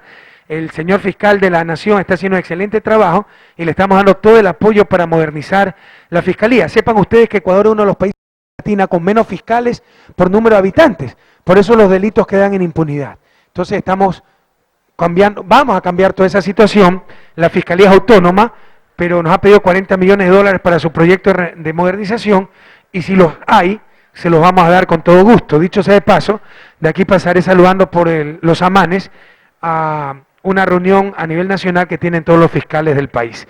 A las 7:45 tuvimos más actividades de despacho y a las 8 de la noche nuevamente buró político para analizar algunos temas sobre el referéndum, las leyes que hay que hacer, el Congreso, eso lo van, la Comisión Legislativa, eso lo van a decidir los compañeros asambleístas, pero claramente se dijo en el régimen de transición que se crearía una Comisión Legislativa proporcional a la estructura de la Asamblea, es decir, si Alianza País tuvo el 80% de los asambleístas, bueno, en la Comisión Legislativa debe tener el 80% de los miembros, ¿sí me explico? Eso es democrático, eso es justo. Nunca se dijo que se queden los 130 miembros. Nos parecería que se estaría en contra del régimen de transición, porque hay señores asambleístas, algunos compañeros nuestros que quieren que se queden los 130 asambleístas. Sin embargo, me parece que el régimen de transición dice lo contrario. Entonces, a despojarse de intereses personales, de aspiraciones legítimas personales, y bueno, o sea, tratar de cumplir al pie de la letra lo que aprobó el pueblo ecuatoriano, esto tendrá que decidirlo la Asamblea Nacional Constituyente, que se reunirá por una sola vez para elegir esta comisión legislativa, pero en principio, si me permiten opinar, yo creo que sería muy bien visto por el pueblo ecuatoriano que esa comisión legislativa sea máximo la mitad de los asambleístas, ¿verdad?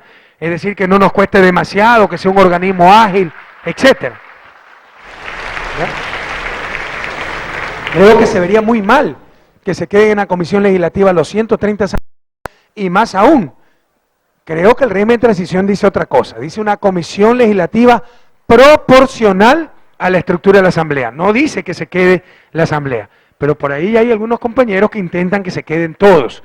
Yo creo que eso no es lo que decidió el pueblo ecuatoriano y no lo vería bien el pueblo ecuatoriano. Entonces, a despojarse de intereses personales, algunos legítimos, y a cumplir, ¿verdad? A cumplir, como dice la canción, y no solo aquello, sino con reglas claras. Por ejemplo, puede ser el 50% de los asambleístas y los más votados por provincias, ¿verdad?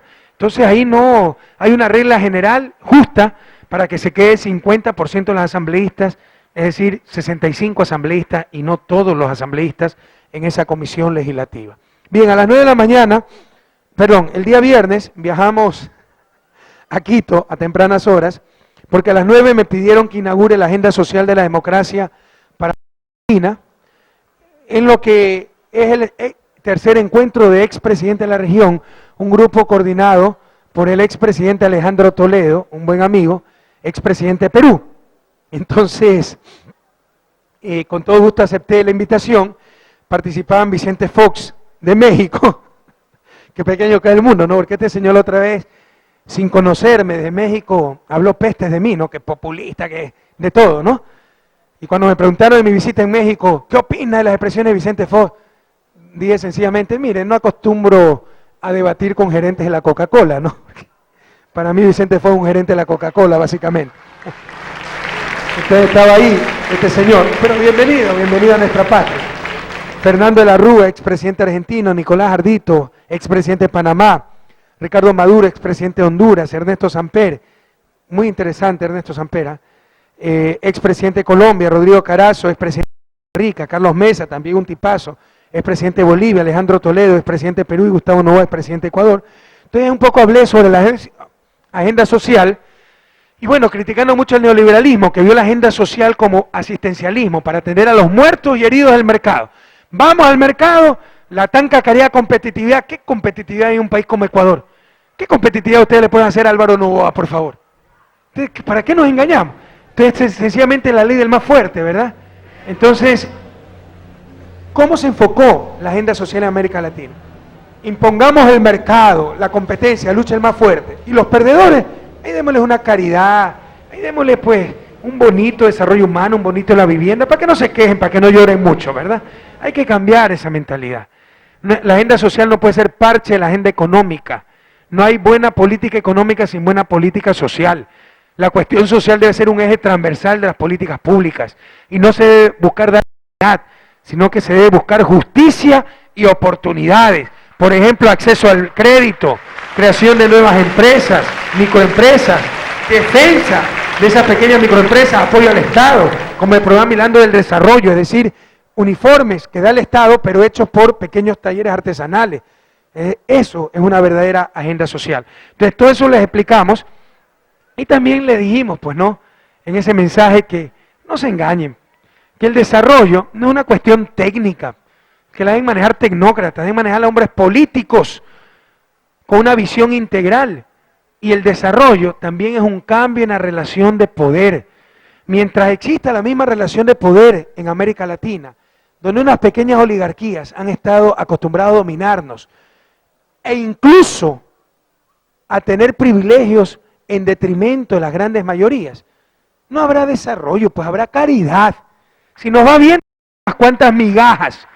Si nos va mal, te fregaste. El ajuste empieza quitándole a los pobres lo poco que tiene. ¿O no es eso lo que hemos visto en América Latina, por favor? ¿O no es eso lo que estamos viendo ahora? ¿A quién se le ocurrió ir a un salvataje? Antes de nuestro gobierno, ¿a quién se le ocurrió ir a un salvataje de los trabajadores tercerizados? A nadie, ¿verdad? Pero cuando vino la crisis bancaria, y sí, salvataje a los banqueros, ¿sí o no? En Estados Unidos hay mucha explotación de trabajadores. ¿A quién se le ocurrió un salvataje de los trabajadores explotados? Pero ahora sí 700.000 millones para el salvataje de banqueros. Entonces siempre ha sido la historia en América Latina y en el mundo entero eso, la ley del más fuerte. No nos engañemos, no habrá desarrollo mientras no haya un cambio en la relación de fuerza. Que pase ese poder de un pequeño grupo oligárquico a las grandes mayorías. ¿Cómo se logra eso? Con lo que acabamos de hacer el domingo 28 de septiembre, una nueva constitución que ahora sí da gracias al pueblo ecuatoriano. ¿Por qué creen que se opusieron con uñas, dientes, las oligarquías? Porque saben que estaban perdiendo poder. Entonces ese fue el mensaje también, ¿verdad? Y critiqué muchísimo el neoliberalismo y resulta que por ahí había algunos neoliberaloides todavía entre los expresidentes, ¿no? Algunos destrozaron a su país. Lo respetamos mucho, pero tengo que decir la verdad. Algunos destrozaron a su país y participaron en una de las más oscuras épocas de América Latina, la larga y triste noche neoliberal. Revisen y verán a quiénes me refiero. Bien, luego pues me quedé despachando en Guayaquil, pronto estarán las oficinas, podré venir más seguido, porque todavía no tengo oficina, sala de reuniones, pero ya se están haciendo esas oficinas aquí en el edificio Litoral. Entonces, luego de esta conferencia tuve una reunión privada con los expresidentes. A las 11:30 tuve reunión con Carlos Vallejo para tratar temas relacionados con Banco Central. Las cifras macroeconómicas están espectaculares, el crecimiento, la reducción de empleo, pero insisto, aquí las buenas noticias no son noticias. Si no hubiera ido mal, ya estaríamos en todos los periódicos. Incluso así, estamos en todos los periódicos mintiéndole al pueblo ecuatoriano. Porque como parte de la campaña se quiso decir que había crisis económica, crecimiento, empleo están espectaculares. Se quiso decir que había subido la miseria. ¿Cómo? Con un índice que se inventó Abelardo Pachano, un banquero, que escribe en Diario Hoy, es dueño de Diario Hoy también, sumando inflación más empleo. Me hace eso un alumno de primer año de economía y lo dejo de año por burro. O sea, sumar inflación con empleo es sumar más o menos camellos con naranja. Y si sumáramos inflación con empleo en la época de Abelardo Pachano, cuando fue presidente de la Junta Monetaria, ahí teníamos 60% de inflación, pues en época de Hurtado. O sea que, entonces, había 200% de miseria en este país, de acuerdo a su criterio. De acuerdo a esa cantinflada de índice que se han inventado, cuando tuvimos 99, 2000, 96% de inflación, y 16% de desempleo. Teníamos 112% de su bendito índice. Ahora tenemos cerca del 16%. Es decir, se ha reducido casi a la séptima parte el índice. Quiere decir que hay 7 veces menos miseria y pobreza en el país. Eso tampoco es verdad. Pero con sus índices, esos chichigüeros, como decimos en mi barrio, ¿verdad? Oiga, es que créame, un alumno de preuniversitario me suma inflación más desempleo y dice este es el índice de miseria y lo dejo de año por burro, pues. Y eso es lo que sacó Diario Hoy como parte de la campaña. ¡Qué vergüenza!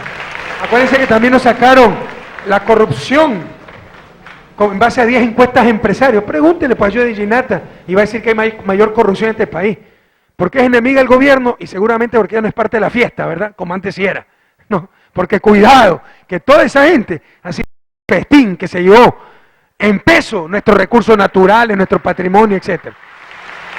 Entonces, todas esas cosas no resisten el menor análisis, pero con todo eso nos quisieron acusar y crear miedo a la gente para que gane el no. Y qué paliza que le dimos el domingo pasado, compañeros. Entonces, en verdad las cifras macroeconómicas están extraordinarias. Vamos a tener un gran año económico, con crecimiento fuerte, con desempleo y subempleo a la baja, en niveles históricos muy bajos.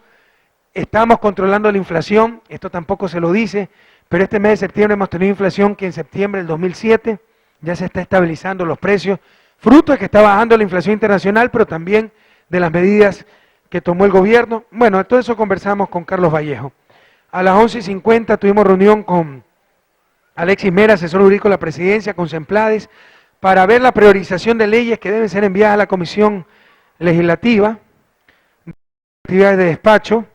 De ahí a las 4 de la tarde entrevista con el canal de televisión alemán, bueno, es impronunciable, Deutsche Welle, ¿verdad? Tú que hablas alemán, ¿cómo?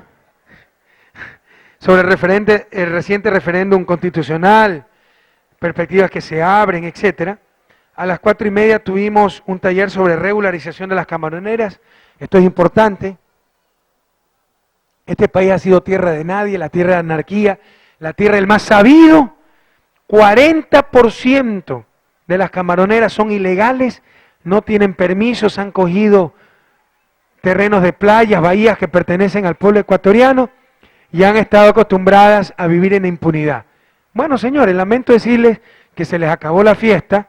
La próxima semana emitiré un decreto presidencial muy fuerte para la regularización de esas camaroneras ilegales y la sanción a los que incumplieron. Ya verán, ya habrá paros, huelgas, periodicazos, atentados a la propiedad privada, a la libertad de empresa. Confíen en su gobierno, lo que estamos es poniendo orden y acabando con los abusos. Y que sirva de ejemplo, no más abusos, no más anarquía. Aquí no vamos a permitir invasiones de playas y bahías, ni a los ricos. Hay camaroneros con más de 250 hectáreas que han invadido.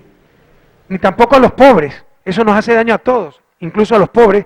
Tampoco vamos a permitir invasiones en Cerro Colorado, a nombre del país, de Alianza País, etc. Vamos a regularizar las camaroneras. La próxima semana saco el decreto y vamos a sancionar a los que se cogieron playas y bahías en forma ilegal, ¿verdad? Y cuidado, que no me vengan con bravuconada. Ustedes saben que eso en este gobierno no funciona. Cierre carreteras, etcétera. Hacen eso, es ilegal y se irán presos, compañeros. A nosotros no nos van a asustar. Aquí todos vamos a cumplir la ley. Y aprovechando este punto, también le ratificamos que este gobierno no permitirá, y peor aún, jamás respaldará ninguna invasión, porque sobre pretexto de la nueva Constitución y de los derechos que sobre tierra hay, etcétera, hay algunos compañeros que con los colores de Alianza País, con el nombre de Alianza País, incluso con el nombre de la cooperativa y miembros del gobierno, se han tomado ciertas tierras, serán desalojados. Nosotros no permitiremos ninguna invasión, sea de pobres, sea de ricos. La anarquía nos perjudica a todos. Y ahí está, ahí se va a derrumbar una de las mentiras que sacaron los opositores a la Constitución, ¿verdad? Que se iba a acabar la propiedad privada, que se iba a quitar la tierra. Verán cómo hacemos respetar la propiedad privada, como ya la estamos haciendo respetar. Ya ha habido desalojos en Cerro Colorado, en Quinindé, etcétera. Este gobierno no permitirá más invasiones, vengan de donde vengan, compañeros. todos a respetar la ley o todos perdemos. Bueno, en este taller nos quedamos como hasta las 7 de la noche, a las 6 de la tarde hice un paréntesis para atender a Carlos Mesa, expresidente de Bolivia, con quien tuve una charla muy interesante sobre la situación boliviana. Acabamos en verdad el taller como a las 8 de la noche, de ahí tuve algunas reuniones de despacho con el gobernador de la provincia, con la ministra Ori Solís, con la ministra Marcela Arguiñaga, con el comandante de policía, con el director del SRI. Se acabaron los periodicazos sobre inseguridad, ¿verdad? Todo era por campaña. Pero en todo caso hay mucho éxito en acción de la policía en cuanto a control de la delincuencia en Guayaquil. Tuve reunión con el director del SRI, tuve reunión con el presidente Pacifitel, que también tiene cifras extraordinarias, por fin rentable. Por fin se acabó la corrupción en Pacifitel. Y luego pues viajamos donde mi comadre Meche Hurtado, aquí en el Guasmo Sur, creo que es, o Central. ¿Dónde vive Mechita? Sur, ¿verdad? Donde llegamos como a las 10 de la noche y nos esperaba con tremendos cangrejos y tremendo arroz menestra con chuleta frita, ¿verdad? Siempre que voy donde la comadre Meche es algo gordo. Entonces ahí dormimos, sí, es Cooperativa Centinela El Guasmo, Manzana 3, Solar 30. Bueno, ahí dormimos. Ahí parece que el municipio no llega, ¿no? Todavía después de 30 años, falta alcantarillado, calles polvorientas. Ya les voy a dar las cifras para que vean dónde es que gana el voto no y dónde es que gana el voto sí. Donde los pobres los arrasamos, compañeros. Donde clase media alta y clase alta, donde los ricos, donde se han visto algo de regeneración urbana, gana el no.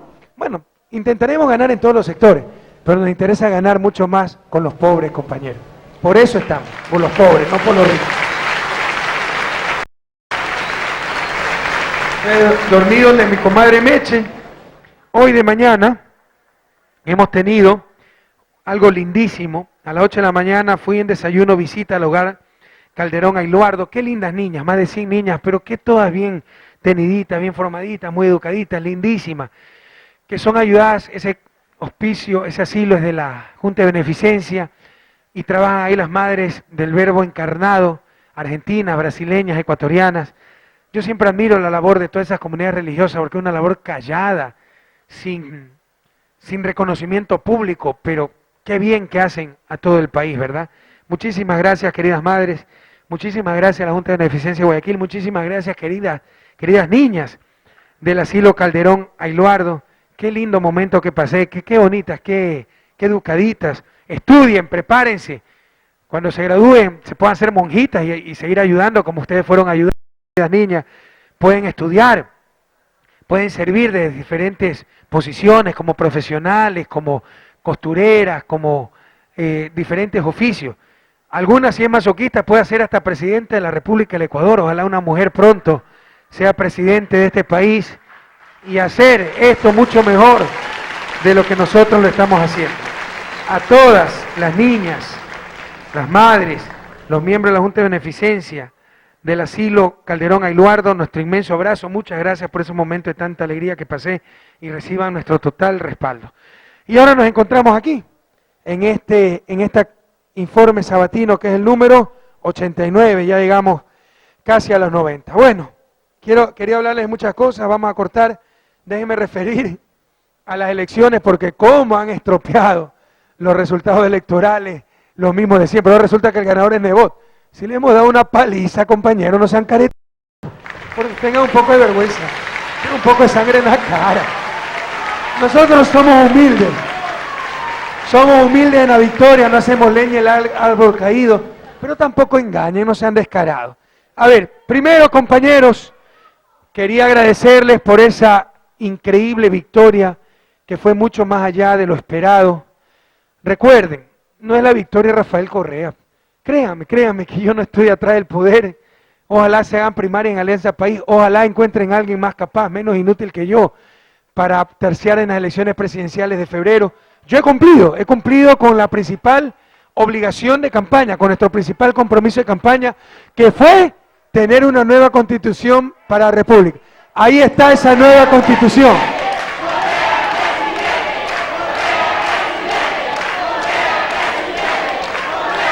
Ahí hay una nueva constitución para todas y para todos. Estábamos discutiendo No, pues compañeros, si un alcalde caprichosito quería candidatizarse de nuevo, si querían los gobiernos de siempre que llamaban por teléfono para sacarle centenas de millones de dólares, estábamos discutiendo el futuro del país, nuestro pacto social, nuestro proyecto de vida en común. Y qué hermoso sí, aplastante, que ha dicho el pueblo ecuatoriano, ¿verdad? Entonces, felicitaciones a todo el país, a todos nuestros migrantes, donde también hemos ganado arrasadoramente. Y miren cómo es la vida. Si nos ganaban con esa campaña sucia, que el aborto, que el matrimonio gay, que el consumo de drogas, etcétera, si ganaba el no, todas esas mentiras iban a quedar en impunidad. Ese es el riesgo de una campaña sucia, el todo o el nada. Puede engañar a la gente y hacer que venza el no, pero perdieron. Y ahora el pueblo ecuatoriano y aquellos conciudadanos a quienes respetamos mucho, que votaron de buena fe por el no, podrán verificar si fueron engañados o no. Podrán verificar quiénes le mintieron al pueblo ecuatoriano y quiénes dijimos la verdad. Ese es el riesgo de esa campaña sucia que desarrollamos. Ahora vamos a ver si Guayaquil se queda sin alcantarillado, sin agua potable. Ahora vamos a ver si no le vamos a coger el registro civil del aeropuerto.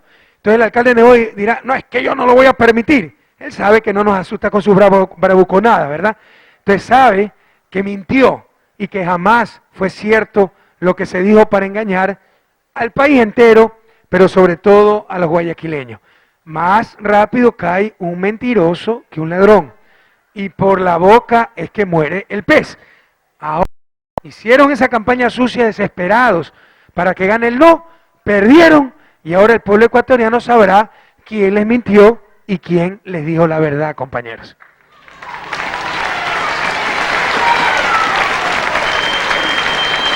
Algunas cosas hermosísimas, compañeros. Les repito, el sí ha ganado en 23 de 24 provincias, en 22 de 24 ganó con mayoría absoluta, con más del 50%. Ahora es chistoso, ¿verdad? Por nuestro espíritu democrático pusimos para que tenga la nueva Carta Fundamental toda la legitimidad, que el sí tenía que ganar con más del 50% del total de votos. Y ahora, ¿de qué se valió de eso la oligarquía para decir que los votos nulos y los votos blancos también son en contra del gobierno? ¿Están locos? ¿Desde cuándo es eso? ¿Cómo mienten? Siguen mintiendo, ¿verdad? Tan solo era un formalismo que nosotros mismos pusimos para darle mayor fuerza a la nueva Carta Constitucional, que el sí tenía que ganar con el 50% o más de los votos totales. Pero es claro que los votos blancos representan la voluntad de la gente, me da lo mismo que gane el sí o el no, me sumo a la mayoría. Y el voto nulo significa rechazo al sí o el no, son pocos peleones, no quiero saber nada de ustedes. Pero ahora quieren hacer creer que el sí y el no también son parte, que el sí y el nulo también significan votos por el no. ¿A quién quieren engañar con eso? Y, compañeros, analizando cómo se deben analizar estos votos, Nebot perdió pues en Guayaquil. Si no gano, no me candidatizo. Y resulta que no alcanza ni el 50% de los votos. Más de la mitad de los guayaquileños le han dicho, váyase nomás, no lo necesitamos. ¿Por qué creen que anda asustadísimo? Es que se le nota en la cara, ¿no? Por sonriente, por bravito que quiera aparecer alguna vez, o sonriente o bravito, se le nota que está enojado, ¿no? Se le nota que ha envejecido. Pero no hagamos leña del árbol caído, no es nuestro estilo. Tendemos la mano cuando quiera dialogar el señor Nebot, como siempre estaremos dispuestos a dialogar por Guayaquil, por la patria entera, compañeros.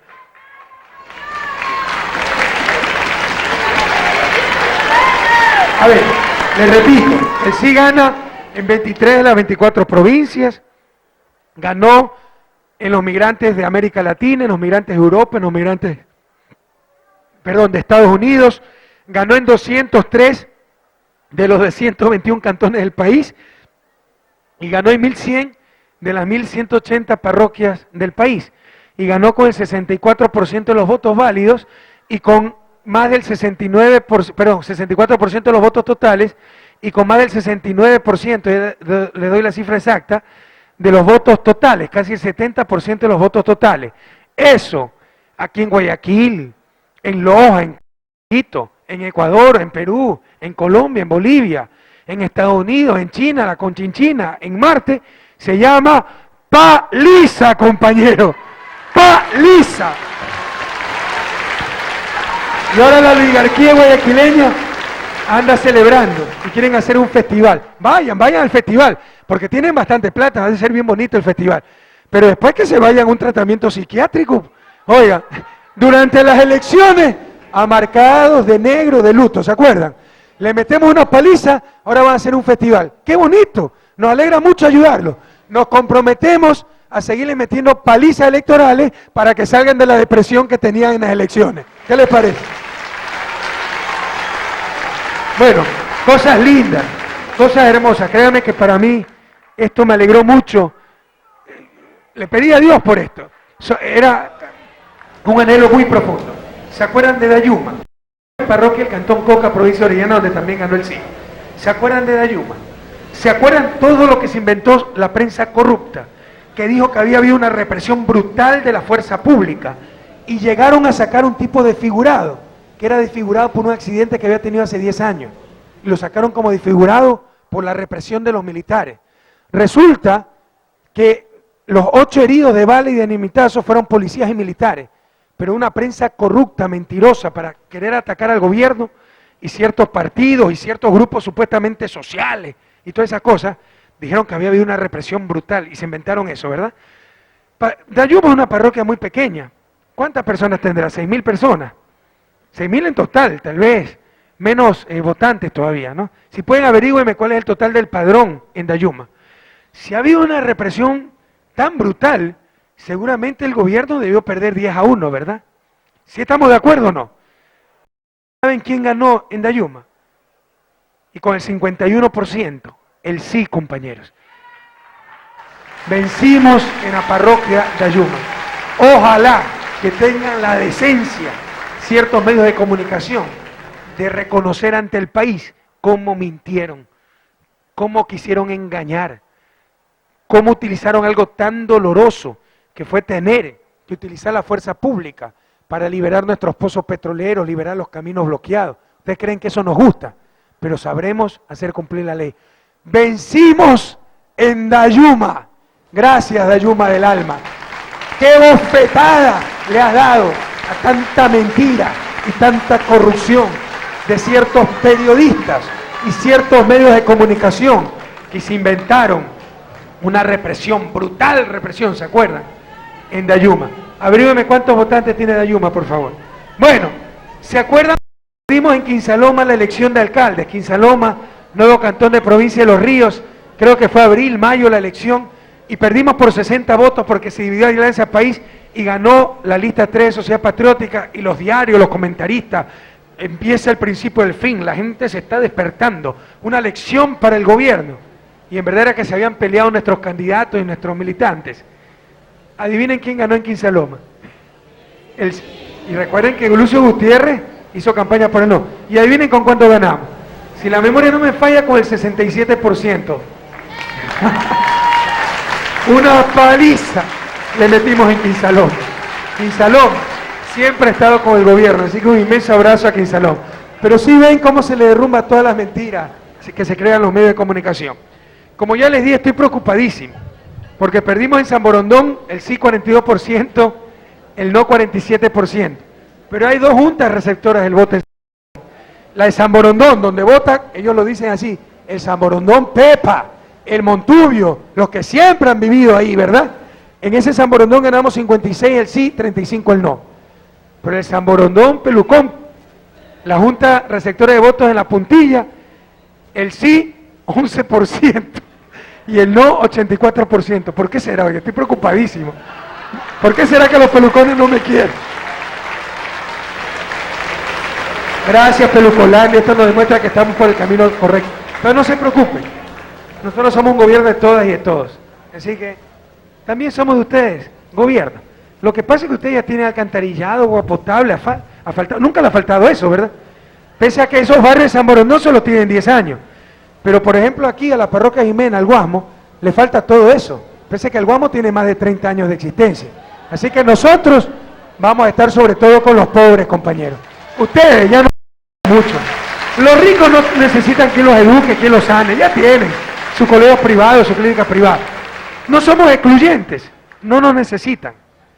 Los pobres nos necesitan mucho más y aquí estaremos. Nuestra opción preferencial, no excluyente, pero sí preferencial, es con los pobres. Fíjense, electores 2018 en Dayuma. Si hubiera habido tremenda represión, como se inventaron los medios de prensa corruptos, se hubieran pasado la voz, ¿no? Son poquitos, se hubieran comentado. No voten por este presidente represor. Y qué paliza que le damos en Dayuma. Ahí están como se caen las mentiras que crea cierta prensa y ciertos periodistas corruptos, que en verdad son politiqueros detrás de un micrófono y no tienen la honestidad de lanzarse a elecciones y se disfrazan de periodistas igualmente de mediocres, ¿verdad? Son políticos mediocres y periodistas igualmente mediocres. Bueno, compañeros, a ver, hagamos un pequeño análisis de los resultados, porque cómo se ha estropeado la cifra y con qué desvergüenza algunos, una victoria aplastante, quieren decir que el alcalde de Guayaquil triunfó, que los pelucones de Guayaquil triunfaron. Primero, respaldo a la propuesta de cambio. Segunda vuelta electoral, sacamos en el Ecuador 56.67% de los votos. Asambleístas, esto es sobre votos válidos, es decir, sí contra el no, sin contar nulos y blancos, siempre se lleva así la estadística. Estos son los que se inventan que el nulo y blanco también es contra el gobierno, ¿verdad? Asambleístas, 69.47% de los votos.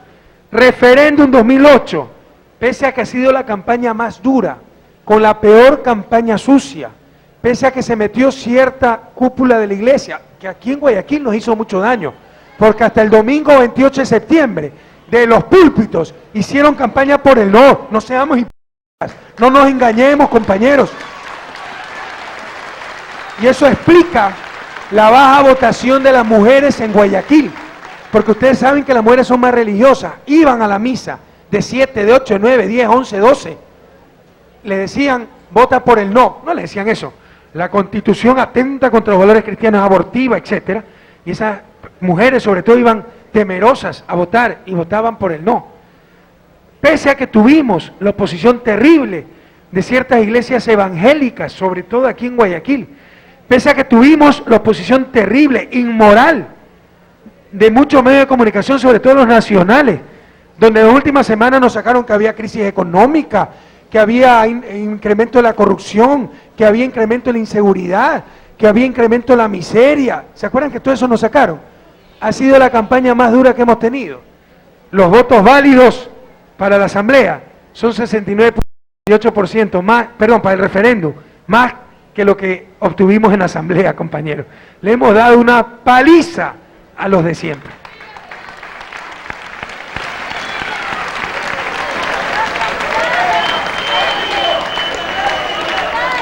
Otras cosas interesantes, que el gobierno está retrocediendo en su apoyo, y comparan la elección de abril del 2007, la consulta popular para la asamblea, pero ahí casi nadie se opuso. Si ellos creían que iban a ganar la asamblea y iban a tener una constitución a su medida, ni el propio Nebot se opuso, tampoco se opuso la iglesia. Hay miles de votos. ¿Saben cuántos votos aumentamos en Guayas? Si consideramos Santa Elena, hemos aumentado con respecto a la elección de la segunda vuelta electoral cerca de 300.000 votos en Guayas. Y sumado Guayas y Santa Elena, estamos llegando al 1.000.000 de votos, cuando en la segunda vuelta llegamos solo a 700.000 votos. Le hemos dado un baile a los de siempre. En la sierra, fíjense, de 8 de 10 provincias obtenemos más del 70% de los votos, más las 6 de Guayas, tenemos que 14, entre las provincias de la sierra y el Guayas obtenemos más del 70%. En Amazonía, que es lo más bravo, porque ahí tiene una gran influencia Lucio Gutiérrez y una gran estructura, tiene cualquier cantidad de dinero, lleva a regalar cilindros de gas, un clientelismo terrible. De 7 provincias obtenemos más del 70%. Ganamos en 23 de las 24 provincias, pero déjenme sumar, 3 más 8, 11, más 6, 17, En 17 de las 24 provincias del país, la Revolución Ciudadana obtiene más del 70% de los votos. Eso aquí, en Aconchinchina, se llama tremenda paliza. Y probablemente nunca antes ha sido visto en el país. ¿Cuándo antes se ha visto un gobierno que después de 20 meses de funciones obtenga más del 70% en 17 de 24 provincias de la patria? Nosotros no somos un proyecto de barrio, porque como le vamos a demostrar, Nebot gana en barrios, ni siquiera en Guayaquil. Nosotros somos un proyecto de toda la nación. Finalmente el país tiene un proyecto nacional. Aquí está la votación por provincias. En todas las provincias, excepto Napo, el sí obtiene al menos el 50%. En Orellana con la justa es el 50%. Pero en todas las provincias, excepto Napo, el país obtiene, la Revolución Ciudadana obtiene más del 50% de los votos válidos por el sí.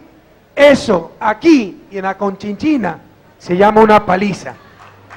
En los cantones del Guayas, veamos, en todos los cantones el sí obtiene más del 50%, menos en Guayaquil, donde quedamos 51 a 49.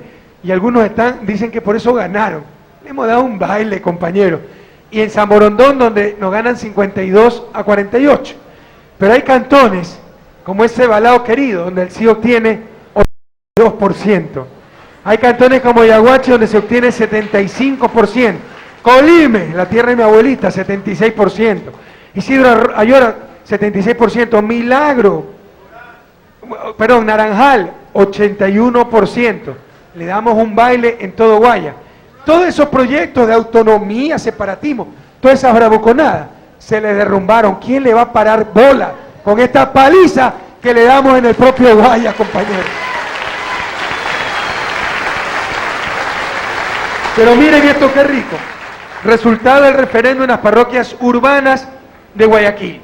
Las parroquias pobres, ustedes saben que son Jimena, 50% a 50% de los votos válidos. Es que así se mide la cosa, no es que se mide con nulos y blancos. El nulo significa rechazo a lo que propuso Nebot y lo que propuso el gobierno. No es que es rechazo solo a lo que propuso el gobierno, por favor. Aquí, Jimena, 50-50. Y aquí es una parroquia pobre. Tarqui, otra parroquia pobre, 52 a 48, pero atentos, en Atarqui, gana el no. Está Urdesa, están los Ceibos, están los barrios de clase media alta y alta. Los barrios pobres, Flor de Bastión, Prosperina, Nueva Prosperina, Bastión Popular, etcétera. Los arrasamos, gana el sí, compañeros. Y en Afebres Cordero, otra de las parroquias pobres, le metemos un baile, el sí gana 54 a 46.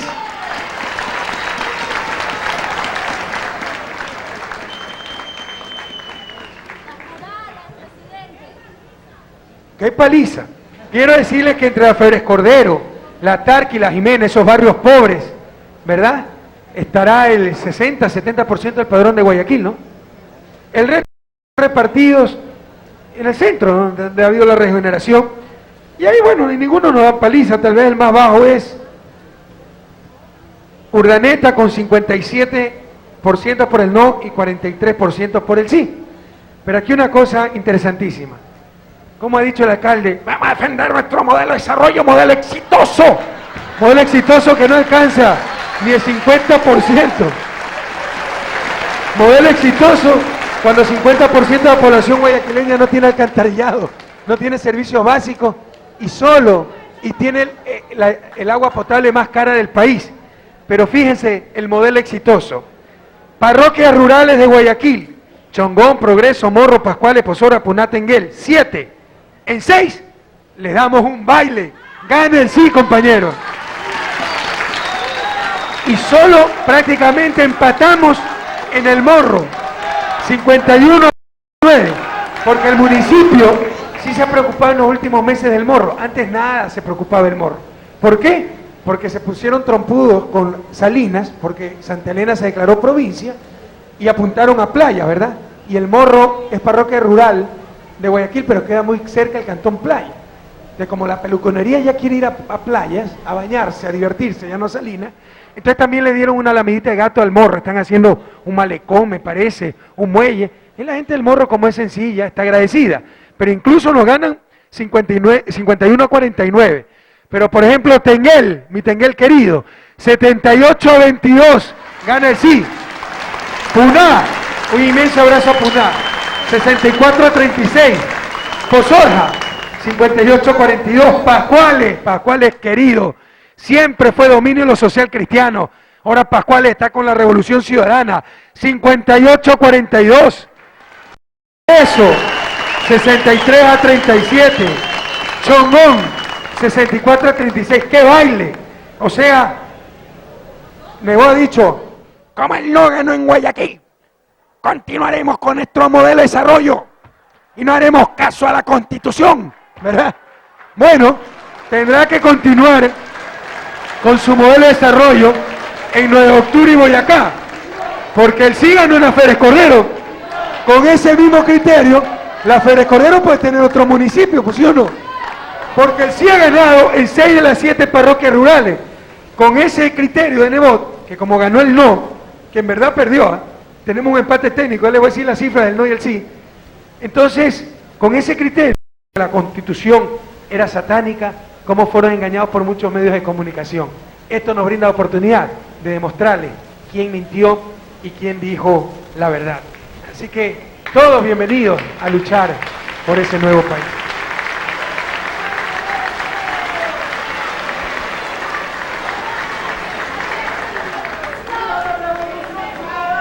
Bien, compañeros.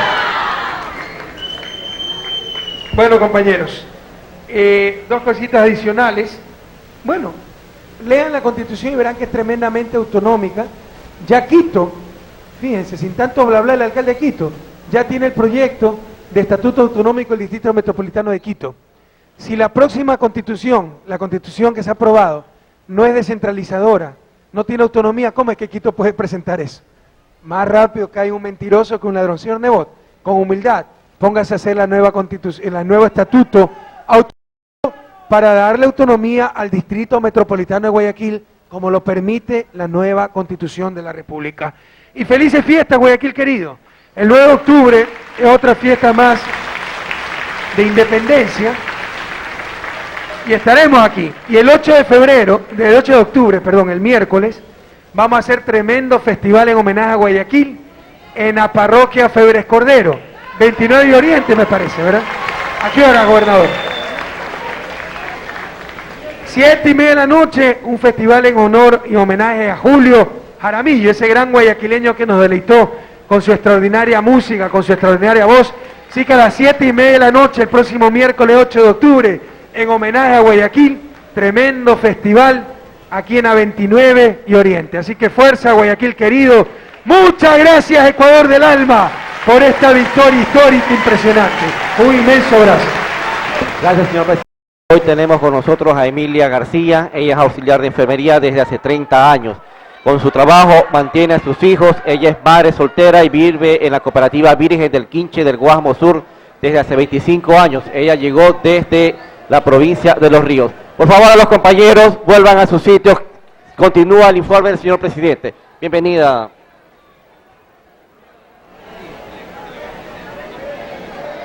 Muy buenas tardes, economista Rafael Correa, y a todo este bellísimo pueblo que está aquí presente en nuestro colegio. Señor economista, ya que usted está en nuestro colegio, mi pregunta es sobre la salud. Ya que pertenezco muchos años como auxiliar de enfermería, ¿qué solución se puede dar en los subcentros de salud que solamente atienden hasta las 2 de la tarde y en caso de emergencia no tenemos para atender?